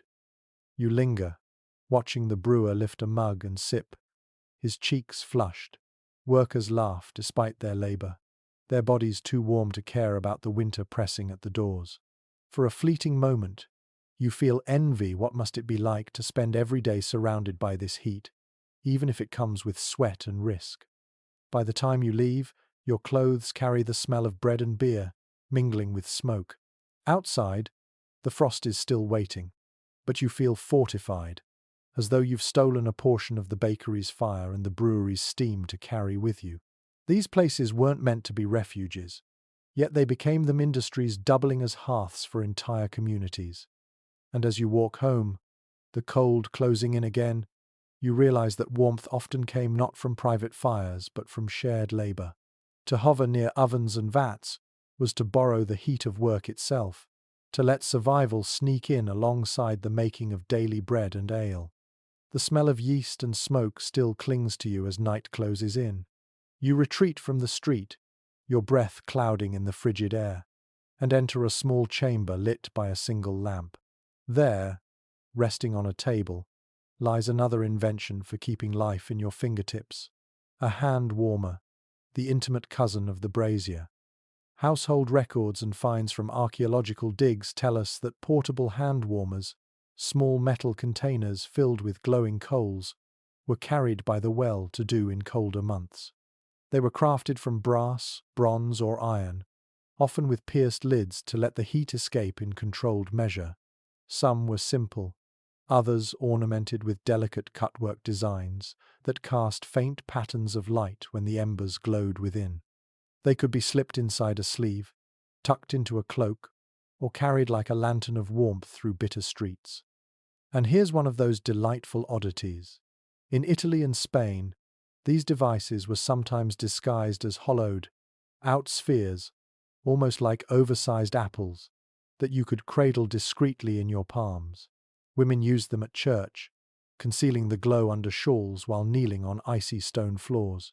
Imagine a congregation murmuring prayers, piety etched on every face, while under the folds of wool, tiny coal-filled orbs kept fingers from stiffening into claws. There is debate among historians about how widely accessible such warmers were. Some argue they were rare luxuries, restricted to nobles, merchants, and clergy who could afford the metalwork and steady supply of charcoal. Others suggest that simpler versions, perhaps clay pots with holes or crude iron cups, were common enough in towns, especially where winters were harsh. The truth is likely a spectrum, with ornate warmers gleaming in aristocratic halls and humbler cousins glowing quietly in villages. You lift one now, its surface warm against your palms. The metal radiates steadily, not scorching but persistent, like the comfort of holding a small animal. You tuck it into your sleeve, and the warmth creeps up your arm, easing joints stiff from cold. You feel a strange intimacy with this device. It is not a blazing hearth that fills a room, but a companion you carry with you, a secret ember against the world's indifference. The air smells faintly metallic as the charcoal burns. You hear the occasional pop of an ember shifting inside, a reminder that even this tiny comfort is borrowed from fire's unpredictable nature. Children eye it curiously, tempted to hold it but warned of burns. You remember the stories of clumsy servants dropping one into straw or cloth, igniting disasters from what was meant to soothe. Every ember in the Middle Ages carried both salvation and danger, even in something so small. Yet you cannot deny its usefulness.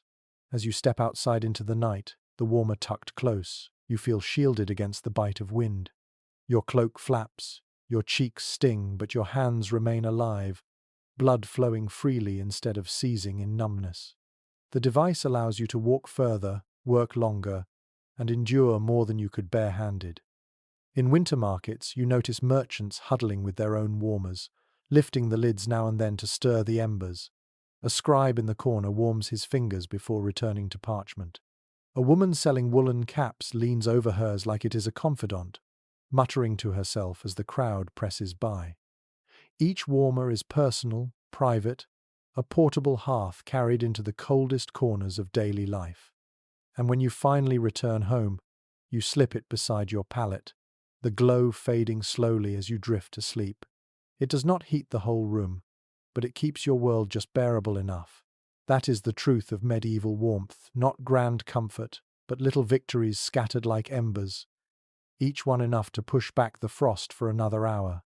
The little hand warmer fades to ash, and you stretch your stiff shoulders, realizing that even with clever tools, the cold presses on.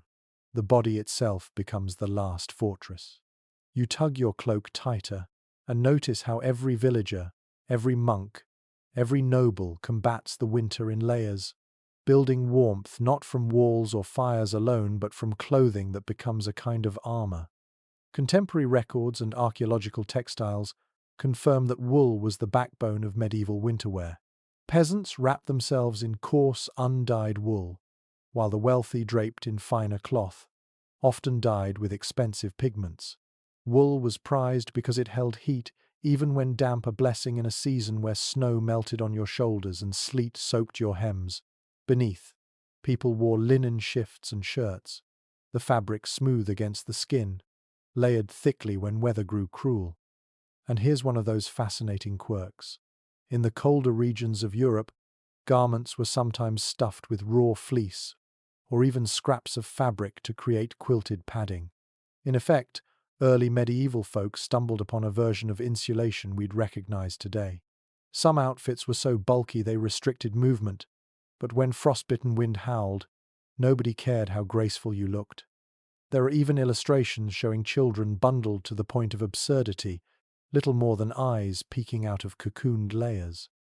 Researchers disagree on just how much fur was worn by everyday people. Some argue it was reserved for nobles, who flaunted ermine, sable, and fox as symbols of prestige.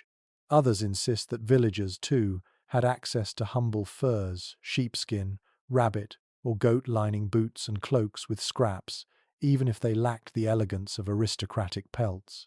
What is certain is that fur, whether rich or ragged, was invaluable for keeping winter out of the bones. You pull on a cloak now. Its wool rough but reliable. A hood shadows your face, cutting the sting of wind. Beneath, a linen tunic itches against your skin, and you've wrapped rags around your feet in makeshift socks before slipping into leather shoes stiff with frost. The layers make you clumsy, but you're grateful. Each piece is another wall between you and the season that waits to gnaw at your marrow. In noble halls, the scene is more extravagant. Ladies sweep past in gowns lined with fur, their sleeves trailing like banners, while men wear padded doublets beneath embroidered surcoats. The garments are dazzling, but they also serve practical needs. A thick fur collar shields a throat. A long woolen cloak traps heat when drawn tightly across the chest. Even fashion bent to the demands of winter, though wealth allowed style to masquerade as necessity. The smell of lanolin clings to you, earthy and faintly sour. It's the scent of wool that has never been fully washed free of grease, a smell familiar to every medieval nose. Your cloak grows heavier with snowflakes, dampening slowly, but it still holds its heat. You notice others shaking out their garments, muttering at the weight, but smiling grimly because without these layers they'd already be frozen. Children chase each other in the street, their laughter sharp in the air. Their cloaks flap wildly, their mittens patched, their boots wrapped in cloth. They don't complain. They've known no other winter than this. You see them gather near a brazier, cloaks steaming faintly as the frost melts away, the smell of wet wool filling the air. And when you return home, you hang your cloak near the fire, watching it smoke gently as it dries. Tomorrow, it will be stiff again, ready to protect you once more. You realize then that survival here is not just fire or food, it is the fabric on your back, the layers wrapped around your body, the animal skins and woven cloth that become as necessary as breath. For in this world, clothes are not ornaments but shields. Each tunic, each fur lining, each rag-wrapped boot is a line of defense in the war against winter. And without them, no hearth, no brazier, no peat brick could save you for long. Your cloak still smoulders faintly by the fire, its wool drying from melted snow. But even dressed in layers, you can't help noticing how much the season dictates your rhythm. In the medieval world, winter wasn't just a chill in the air, it rewrote the very shape of daily life. Chronicles and seasonal calendars make it clear that work and leisure bent to the cold months. Agricultural labor slowed when the ground froze solid. Ploughing halted, fields lay dormant, and only livestock demanded steady care. Short days meant long nights, with most households rising late and retreating early, their waking hours bound tightly to the flicker of firelight. The pace of life itself grew sluggish, as if people hibernated in human form. And there's a curious twist in these seasonal patterns. Because labor slowed, winter became a time for indoor crafts and communal gatherings. Women spun wool or flax by the hearth. Men repaired tools. Children helped twist rushes into lights. Storytelling flourished on long nights, songs and riddles filling smoky halls. In many villages, the freezing season was paradoxically when culture deepened, when you learned to sing, carve, or play games simply to outlast the darkness. Specialists disagree on whether medieval winters were truly harder on the body or merely different in rhythm. Some argue that reduced labor saved strength, balancing the hardship of cold. Others point out that scarcity of food and fuel made the season more punishing, shortening lifespans. The truth may lie in the unevenness of it all. Some households feasted and rested, others starved and shivered, depending on harvests, lords, and luck. You picture yourself now at the hearth in late afternoon. The sky outside is already dim, and supper is bubbling in a single pot. Everyone eats earlier, not just because darkness comes fast, but because there is nothing else to do once the rushlights gutter low. The evening stretches endlessly. You wrap a blanket around your shoulders and settle in for tales told in hushed voices. A neighbor shares news from another village. A child recites a rhyme. Someone hums a tune older than memory. Festivals, too, punctuate the season. Yuletide feasts or carnival brought moments of riotous joy into the otherwise heavy rhythm. Families saved their best wood for these nights, letting the fire blaze brighter, cooking extra meat, inviting warmth into hearts as much as into bones. For a fleeting night, cold was forgotten, replaced by dancing shadows and the smell of roasting fat. And still, the season shaped sleep itself. People often went to bed soon after dark, waking again in the middle of the night for a first sleep, then lying awake or chatting quietly before drifting into a second sleep until dawn. This segmented rhythm fit the winter better, when hours of darkness stretched too long for unbroken rest. You imagine yourself waking in the middle of the night, feeding the hearth, whispering to a companion, then curling back under the covers until morning. The air smells of wool and smoke, heavy and familiar. You stretch your feet toward the fire, sighing as the warmth soothes your toes. You realize that winter is not just endured, but patterned, its demands woven into work, rest, food, and prayer. Life bends to the cold because it must. As the night deepens, you hear the distant howl of wind against shutters, the snort of livestock shifting in the shed. Yet inside, wrapped in the rhythm of winter days, you feel strangely content. The world has slowed, narrowed, but in that narrowing lies a kind of focus. Survival is not frantic but deliberate, every act measured, every ember watched. And as you drift towards sleep, you understand that medieval winters were not simply months of suffering, they were months of adaptation, of finding meaning in slowness, and of shaping community against the backdrop of frost. The rhythm of winter days is heavy, but sometimes the season itself surprises you. Imagine stepping outside one morning to find not misery but marvel. A river frozen solid, its surface hard as glass, stretching wide beneath a pale sky. Word spreads quickly, and by afternoon the banks are crowded. Merchants, children, and travellers tread boldly onto the ice. A frost fair has begun, a rare celebration when winter itself becomes a stage.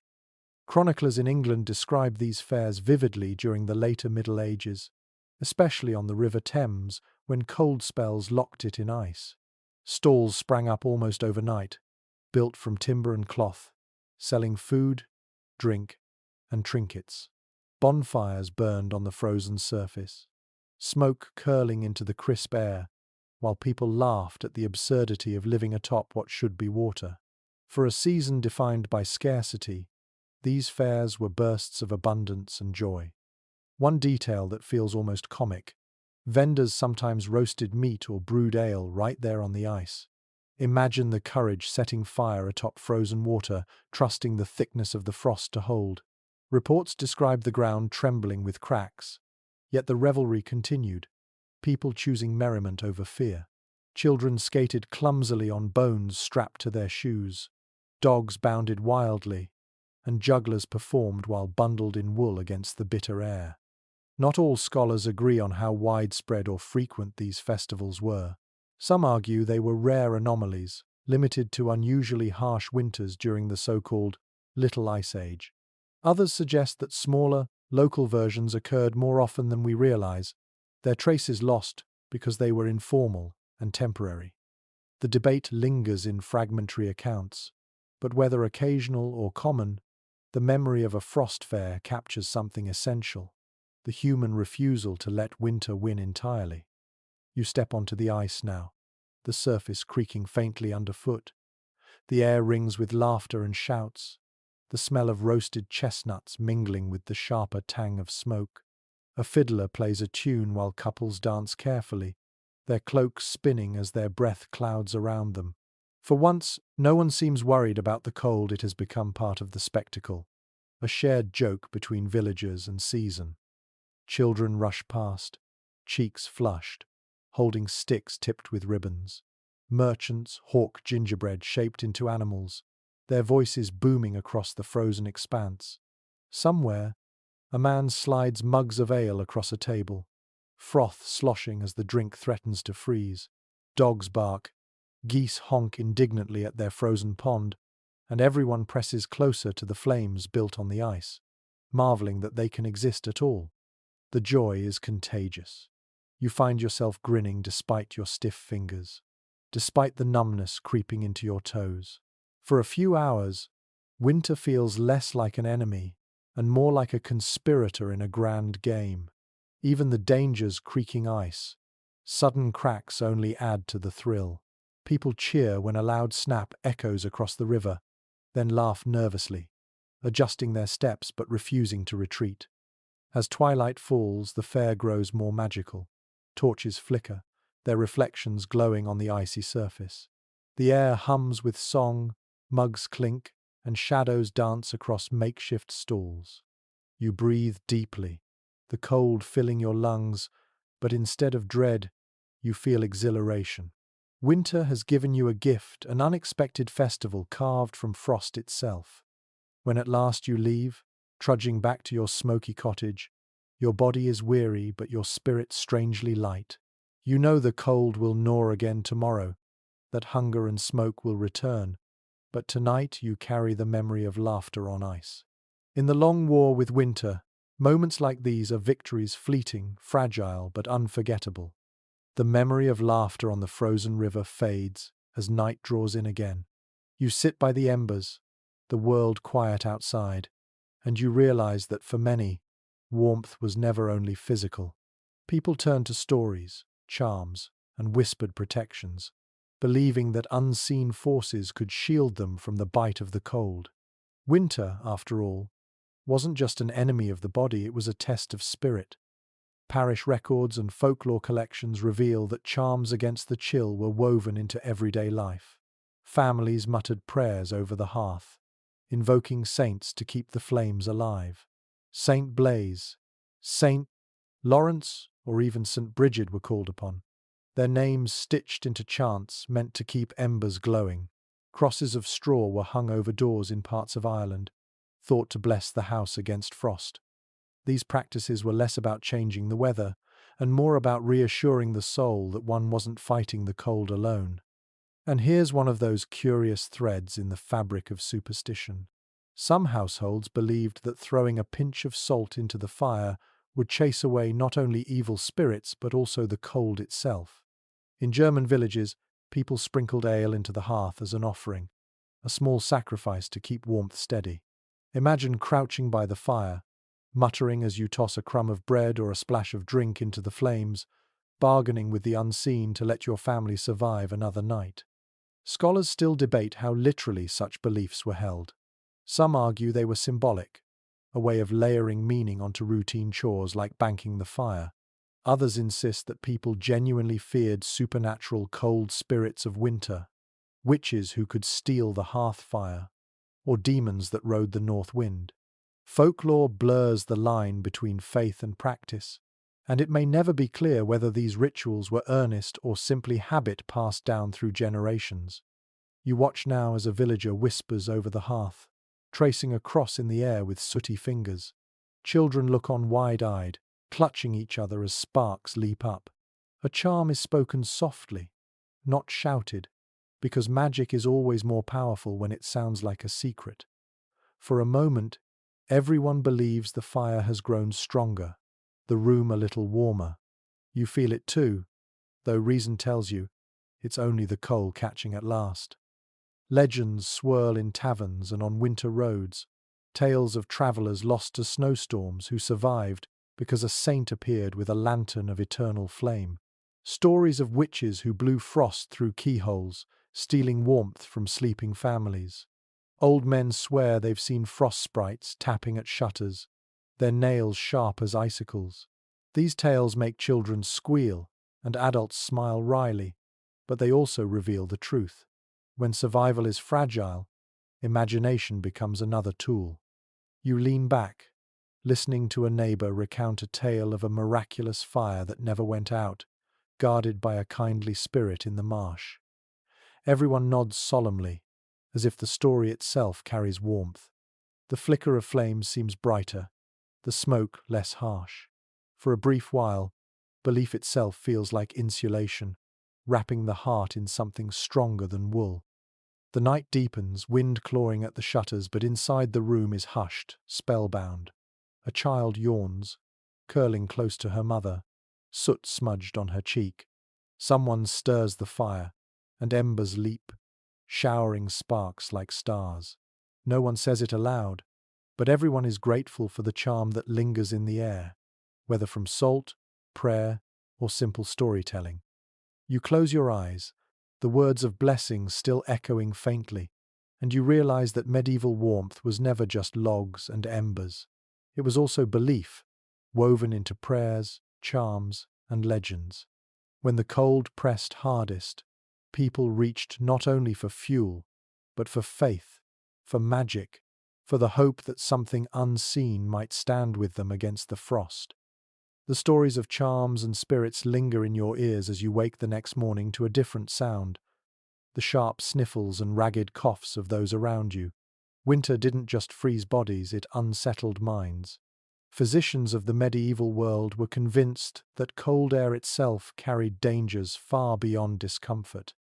Medical treatises from the period, especially those influenced by Galenic theory, stressed that the four humours of the body, blood, phlegm, yellow bile, and black bile, could be thrown into chaos by exposure to chill. Cold and damp, physicians warned, encouraged phlegm to dominate, leading to coughs, fevers, and melancholy. The body, like the hearth, was seen as a furnace. If the flame inside grew too weak, imbalance followed. And here's a peculiar practice born from this belief. People sometimes carried sachets of herbs, sage, rosemary, lavender pressed close to their noses, hoping their warm, dry scents would counteract the dangerous influence of cold, damp air. In Italy, physicians prescribed cloves or nutmeg to be chewed, tiny sparks of inner fire, meant to keep humours balanced. Imagine shivering in the wind while biting down on a pungent clove, convinced it would keep both frost and illness at bay. Scholars remain divided over whether these practices were rooted more in theory or habit.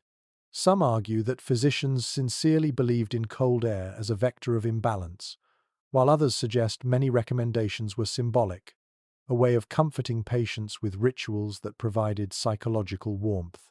The lack of precise records leaves the question open, though the persistence of these remedies hints at how strongly people trusted them. You sit by the hearth now, listening to a neighbour describe his cough.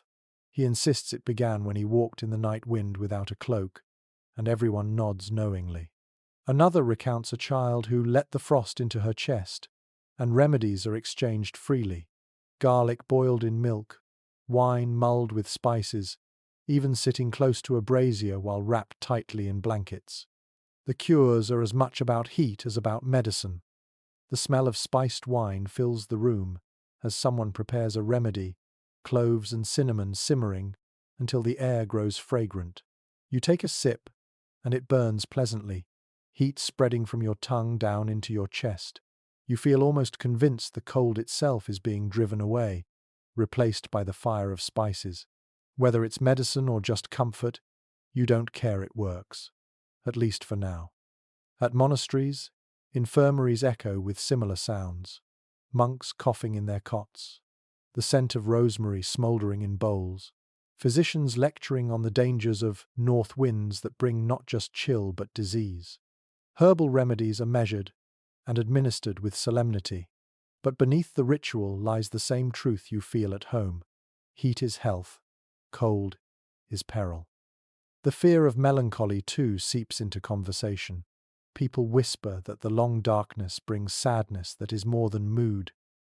It is a humour imbalance, the body flooded with black bile. To sit too long by a dying fire, they say, is to let melancholy take hold. You realise that in winter, even your spirit is considered vulnerable, your mood as fragile as your breath. You watch a woman toss herbs into the hearth, muttering as the smoke rises. She breathes it in deeply, convinced the fragrance will guard her family. The children imitate her, holding sprigs to their noses, giggling at the sharp scent. The ritual binds them together, belief as much as medicine, warmth woven from both fire and faith. And as the night settles again, You lie beneath blankets, chest still glowing faintly from spiced wine. You realize that warmth in this world is more than firewood, peat, or coal. It is also the conviction that heat inside, whether from food, drink, or spirit, protects against the dangers of winter. In a time when science and superstition mingled freely, the line between health and warmth was blurred, and perhaps that was its own kind of cure. The spiced wine's glow lingers in your chest, but your eyes drift across the room and take in the house itself. You realize that warmth wasn't only a matter of fire or clothing, it was built into the very bones of medieval homes, shaped by architecture that tried, in its own uneven way, to keep the cold at bay. Archaeological studies of surviving manors and cottages reveal that medieval builders knew the cold intimately. They thickened walls with layers of stone or earth, designed low ceilings to trap heat, and built small doorways that let in less of the biting wind. Even the placement of houses within villages sometimes served. The fight against frost dwellings clustered close together, roofs angled to shield one another, like neighbors huddling for protection. What seems to us quaint or cramped was in fact a strategy. Every timber, every joint, every curve built with survival in mind. And here's one of those intriguing quirks. Some cottages had smoke hoods or canopies built above the open hearth, funneling smoke upward without the sophistication of a full chimney. These early contraptions weren't elegant, but they directed smoke just enough to make sitting near the fire tolerable. Imagine crouching under a rough wooden canopy while flames snap beneath, the hood capturing most of the haze so your eyes didn't burn with every breath. Researchers continue to argue about how much these designs truly insulated. Some believe that stone walls, though thick, stored cold as easily as they stored heat, making interiors little warmer than outside air. Others suggest that the combination of walls, low ceilings, and fabric hangings created enough of a buffer to make survival significantly easier. The truth is probably mixed. The same wall that radiated warmth after hours of fire could just as easily leach heat overnight if not carefully tended. You step into a cottage now, ducking under the doorway. The ceiling is low enough that you nearly brush it with your head, and immediately the space feels snug, compressed, as though the room itself is trying to hug its inhabitants. The walls are rough, but the thickness muffles some of the outside wind. You notice how the hearth is set into the central floor, smoke guided into the rafters, blackening beams but leaving enough air below for people to live. Every detail whispers of compromise. Nothing perfect, everything practical. In larger homes, architecture showed the same tension. Castles, with their massive stone walls, looked invincible from the outside, but inside they trapped cold like caverns. Lords fought this by building smaller chambers within, layering them with tapestries, and narrowing windows to mere slits. Kitchens were often tucked near the great hall, so the heat of ovens could seep into surrounding rooms. Spiral staircases hugged fireplaces, carrying warmth upward through otherwise frigid towers. These details didn't erase the cold, but they bent it, softened it, wrestled it into something survivable. The smells tell their own story. Damp stone carries an earthy tang. Wooden beams exude the sharpness of smoke soaked deep into their grain. Rush mats on the floor smell faintly of mold and herbs, replaced each season to freshen the air. Even the ceilings have their own perfume: soot, tar, and the memory of countless fires. You realize that warmth wasn't only something you felt, it was something you could smell, a signature of a house that had endured many winters. Outside, you notice how the whole village seems arranged for endurance. Houses cluster tight, barns and byres pressed close so animals' warmth contributes to human survival. Narrow lanes block wind, and fences of woven brush catch drifting snow. Architecture wasn't just walls, it was choreography, an entire layout meant to keep frost from ruling unchallenged. Of course, not every design worked flawlessly. Roofs leaked, shutters rattled, smoke hoods failed, and cold seeped through every seam. Fire hazards lurked in every thatch, and one stray ember could undo a generation's work in minutes. Yet people kept building, repairing, adapting. Survival wasn't about perfection, it was about persistence. At night, lying under low rafters, you notice how different the space feels compared to a noble hall. Here, the ceiling presses down gently, holding in what little heat the hearth provides. The room smells of wool drying, of stew simmering, of smoke hanging thick, but you are grateful. It is warmer here than outside, and in winter that difference matters more than grandeur. Somewhere in the village, a hammer rings faintly as someone repairs a shutter, determined to seal a draft before the next storm. In another house, fresh dung is plastered into a wall crack, its earthy smell accepted as the price of warmth. Architecture here is not beauty for beauty's sake. It is survival in timber and clay, stone and smoke, each house a handmade shield against the season. And as you close your eyes beneath those dark beams, you understand that warmth wasn't found only in fires or fabrics. It was baked into the design of the very spaces people lived in, the quiet ingenuity of builders who shaped walls and ceilings into weapons against the winter. Imperfect, smoky, fragile, but enough. Always just enough. The thick walls of the cottage fade from memory as you picture a different setting, the looming silhouette of a castle, its towers cutting into the grey sky. From a distance it looks impregnable, a fortress against every threat, but step inside during the depths of January, and the illusion crumbles. The stone does not repel the cold, it magnifies it. Even lords, for all their power, could not escape the winter's bite. Castle inventories and surviving architectural features tell us the same story. Though vast fires roared in the great halls, most of the chambers remained frigid.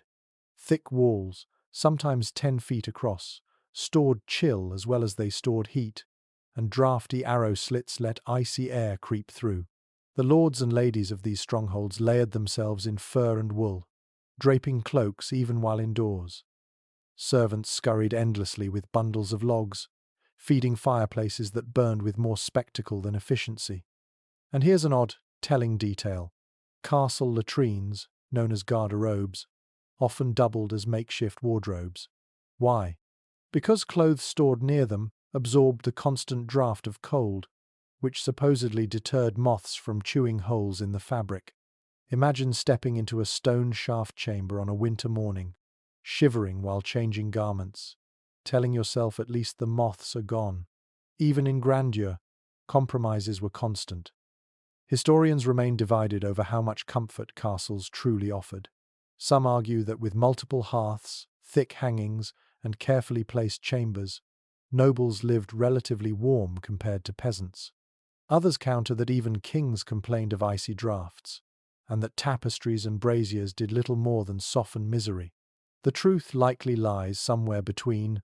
Lords had more layers of defense against cold, but they never conquered it entirely. You walk now into the great hall of such a fortress. A fire blazes at the far end in a grand fireplace tall as a man, its carved stone mantle blackened by years of smoke. Sparks leap, flames roar, and yet when you step away from its circle of heat, your breath immediately clouds the air. The opposite wall is rimmed with frost, its stones slick with condensation. Servants cluster close to the fire, pretending to polish goblets while in truth they are thawing their hands. Upstairs, the chambers are colder still. A noblewoman sits near a small brazier, her gown lined with fur, hands tucked into a muff. She laughs with her ladies, but her cheeks are flushed, not from comfort but from the chill. Behind her, the walls are hung with richly woven tapestries, knights and saints depicted in bright thread. They serve as decoration, yes, but also as insulation against the relentless cold radiating from the stones. The smell of burning wood follows you everywhere, oaks and beeches carted in by the wagon load, consumed in endless hunger by fireplaces that never rest. Servants mutter about the pace of cutting and hauling, knowing that even a lord's forest might dwindle quickly in a harsh winter. In some accounts, entire villages were tasked with keeping castle hearths supplied, their own fires shrinking while the fortress blazed. Night falls, and you wander the corridors. The torches sputter, their flames bending in the draught. You clutch your cloak tighter, footsteps echoing against walls that feel more like a tomb than a home. In a distant chamber, you hear a child crying from the cold, a nurse muttering comforts as she tucks another blanket around the little body. Power cannot erase winter. It only buys a few more layers, a few more logs, a few more servants to feed the flames. Still, there is a strange majesty in this endurance. Castles stood not only as defences against invaders, but as monuments to human stubbornness against nature. Their stones loomed through centuries of frost, housing people who endured by layering fabrics, hanging tapestries, feeding braziers, and telling themselves that strength resided in these walls. Even if their toes were numb and their breaths visible, they believed the fortress stood as proof that survival was possible. You sit finally in a small chamber, a single candle burning weakly, and pull your cloak closer. The fire in the great hall is too far to reach now, and the brazier here has gone out. The stone presses in on all sides, indifferent and cold, yet you find yourself smiling wryly. If even lords and kings shivered through the night, then perhaps there is comfort in the shared truth. Winter humbled everyone, no matter their title. And so you lie down on a stiff mattress, breath misting, the walls groaning with the weight of frost. The castle may tower over fields and rivers, but tonight, within its bones, you feel no different from the peasant in his dung-plastered cottage. In the face of winter, power bends, pride freezes, and every ember matters. The castle's echoing chill lingers in your bones, but as dawn creeps over the village you hear something else. Voices, close and warm, rising in laughter despite the frost. Step into the cluster of cottages and you'll see why. When the nights grew harshest, when even firewood dwindled and embers dimmed, neighbours turned not only to their hearths but to one another. Manorial records and oral traditions remind us that winter was rarely endured alone. Families shared fuel, borrowed embers, and sometimes even split meals when scarcity pressed hardest. A hearth wasn't just private property, it was a resource woven into the social fabric of the community. People survived less because of thick walls and more because of shared warmth, literal and figurative. There's a striking little custom preserved in scattered village accounts. When a household's fire died, a child was sent to a neighbour's cottage carrying a covered pot or clay jar to fetch a living coal. The errand wasn't seen as shameful, it was expected. A flame passed from one hearth to another was like a lifeline, a thread binding homes together. Imagine trudging through snow, clutching a pot wrapped in wool, guarding a single glowing ember as if it were treasure. Scholars still argue about how far this solidarity stretched. Some suggest it was universal, the instinct of villages everywhere to share fuel and stories when survival was at stake. Others point to evidence of theft, quarrels, and accusations when wood piles or peat stacks went missing, suggesting that desperation sometimes outweighed community spirit. Both can be true, of course. Winter could inspire generosity on one night and suspicion the next. Survival was never purely noble. You watch now as neighbours gather around a brazier in the centre of a cottage. A woman pours thin ale into mugs, steam rising faintly, while children press close to the glow. The air is thick with smoke, chatter, and the unmistakable smell of damp wool drying. Jokes fly, complaints are shared, and someone tells a story from years past when the snow lay so deep that roofs collapsed under its weight. The laughter that follows feels warmer than the fire itself. The sounds of the gathering blur into comfort mugs clinking, dogs barking softly under the table, a baby fussing until soothed by her mother's hum. You realize that what heats the room isn't just fire, but fellowship. The cold outside may be relentless, but within these four walls, people manufacture their own season, one of chatter, companionship, and fragile security. In poorer villages, solidarity was sometimes more dramatic. Entire families might sleep in a single cottage during the harshest spells, pooling blankets, livestock, and fuel. The space grew unbearably crowded, but bodies pressed together made the difference between shivering and freezing. To live through winter was to surrender privacy, to accept that survival demanded closeness. You picture yourself now leaning in as an elder shares a folk tale, his voice rasping like the crackle of the fire. Children gasp and giggle at the tale's twists, while adults nod knowingly at its lessons. The story becomes another ember, carried from voice to ear, passed along like flame in the darkness. By the end, you are not just warmer, you are steadier, more certain you'll endure.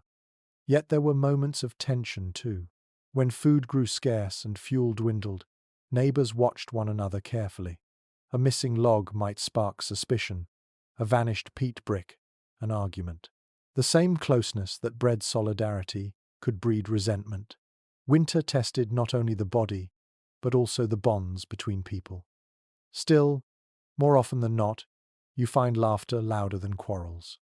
The knowledge that others endured the same frost, the same smoke-filled rooms, the same coughs and stiff joints, this made the burden lighter. Misery shared was misery halved. As the evening stretches on, someone sings softly, a lullaby more than a song, the notes curling like smoke toward the rafters. Conversation dwindles, mugs empty, blankets are drawn tighter. The fire sinks low, but hearts remain a little warmer for the time spent together. You walk home through the snow, your own breath misting in the dark, and you carry with you more than heat. You carry the certainty that in the medieval winter, survival wasn't an individual achievement. It was communal, a patchwork quilt sewn from countless small kindnesses, an ember given, a story shared, a place at the fire offered when the night was long. By the time you crawl back into your straw bed, the lesson lingers.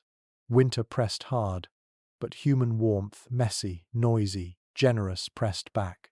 And that, more than wood or peat, kept the frost from winning. The echoes of neighbourly laughter trail off as you climb the rise toward the parish church. Its tower looms against the pale sky, bells silent, doors closed against the wind. Yet as you push them open, you feel something unusual. Not warmth exactly, but a gentler cold. The church, built of stone like a castle, should be an icy cavern. Instead, the air seems softer, tempered by centuries of ritual and human presence.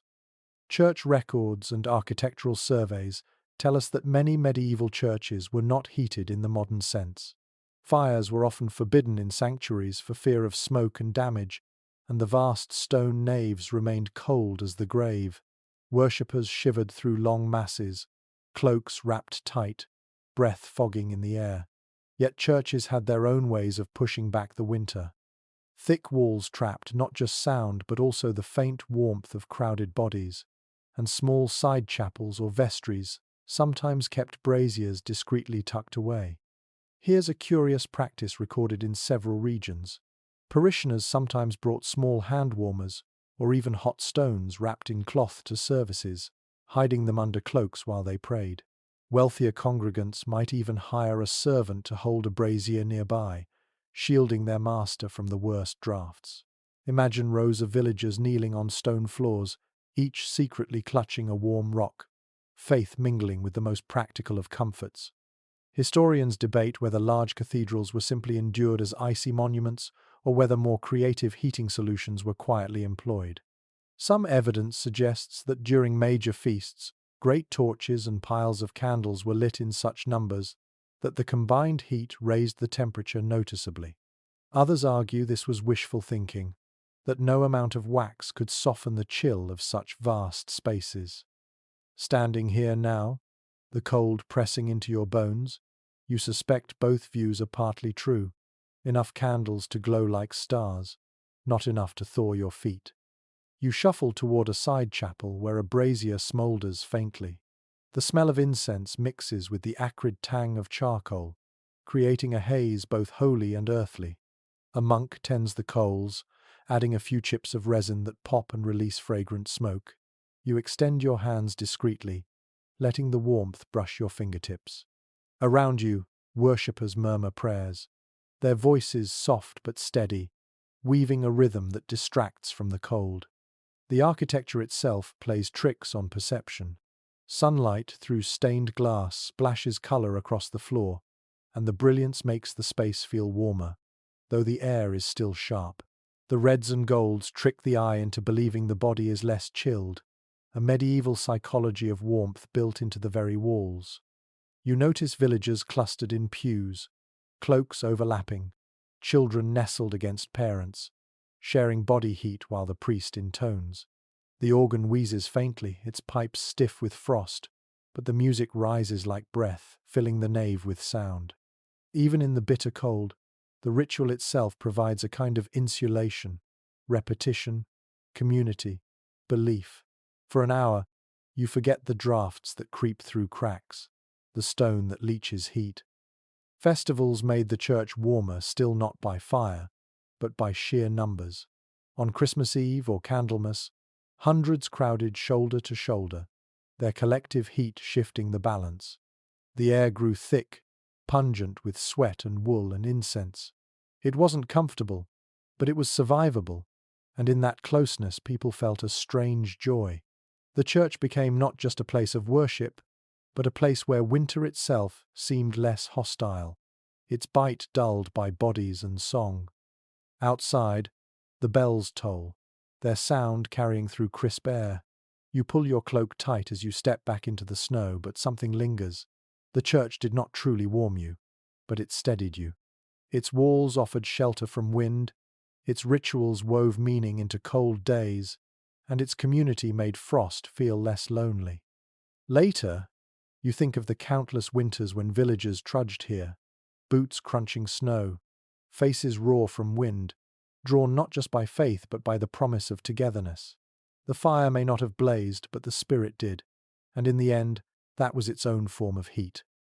As night falls, you sit by your own hearth again, remembering the glow of candles, the murmur of chants, the faint touch of warmth in the side chapel.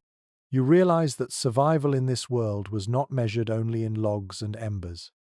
Sometimes it was measured in voices raised together, in colored light, in the stubborn faith that the cold could not conquer the soul. The memory of colored glass and incense still lingers when you step away from the church into the silence of deep winter night. The stars glint overhead, cold and merciless, and the ground crunches with every step. You realize that across villages, towns, monasteries, and castles, people have fought the same enemy in endless variations. But here, as the journey draws toward its end, you begin to see the pattern. Survival was always a patchwork quilt, stitched together from fire, fabric, faith, and fellowship.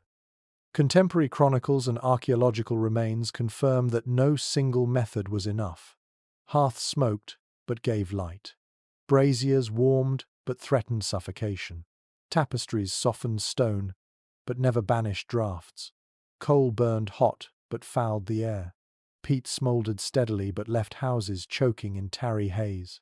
Every choice carried its price, and yet people balanced them daily, trading smoke for warmth, risk for comfort, scarcity for endurance.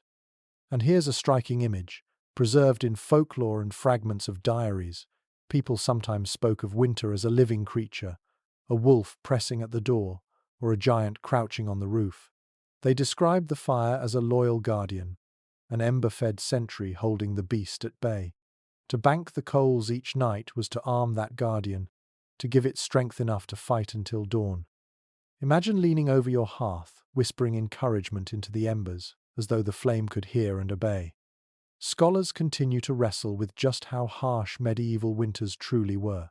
Some argue that climate shifts like the Little Ice Age exaggerated the suffering, making the 15th and 16th centuries crueler than earlier times. Others insist that endurance was always relative.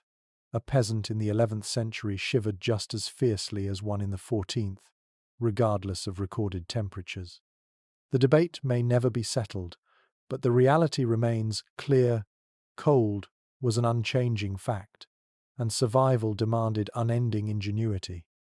You sit now by the hearth one final time, your hands outstretched to its glow. Around you, all the images of the past weeks rise together. The peasant cottage, patched with dung, smoke stinging the eyes. The noble hall, roaring with spectacle yet leaving backs icy. The monastery cloister, silent and punishing, where cold itself was prayer.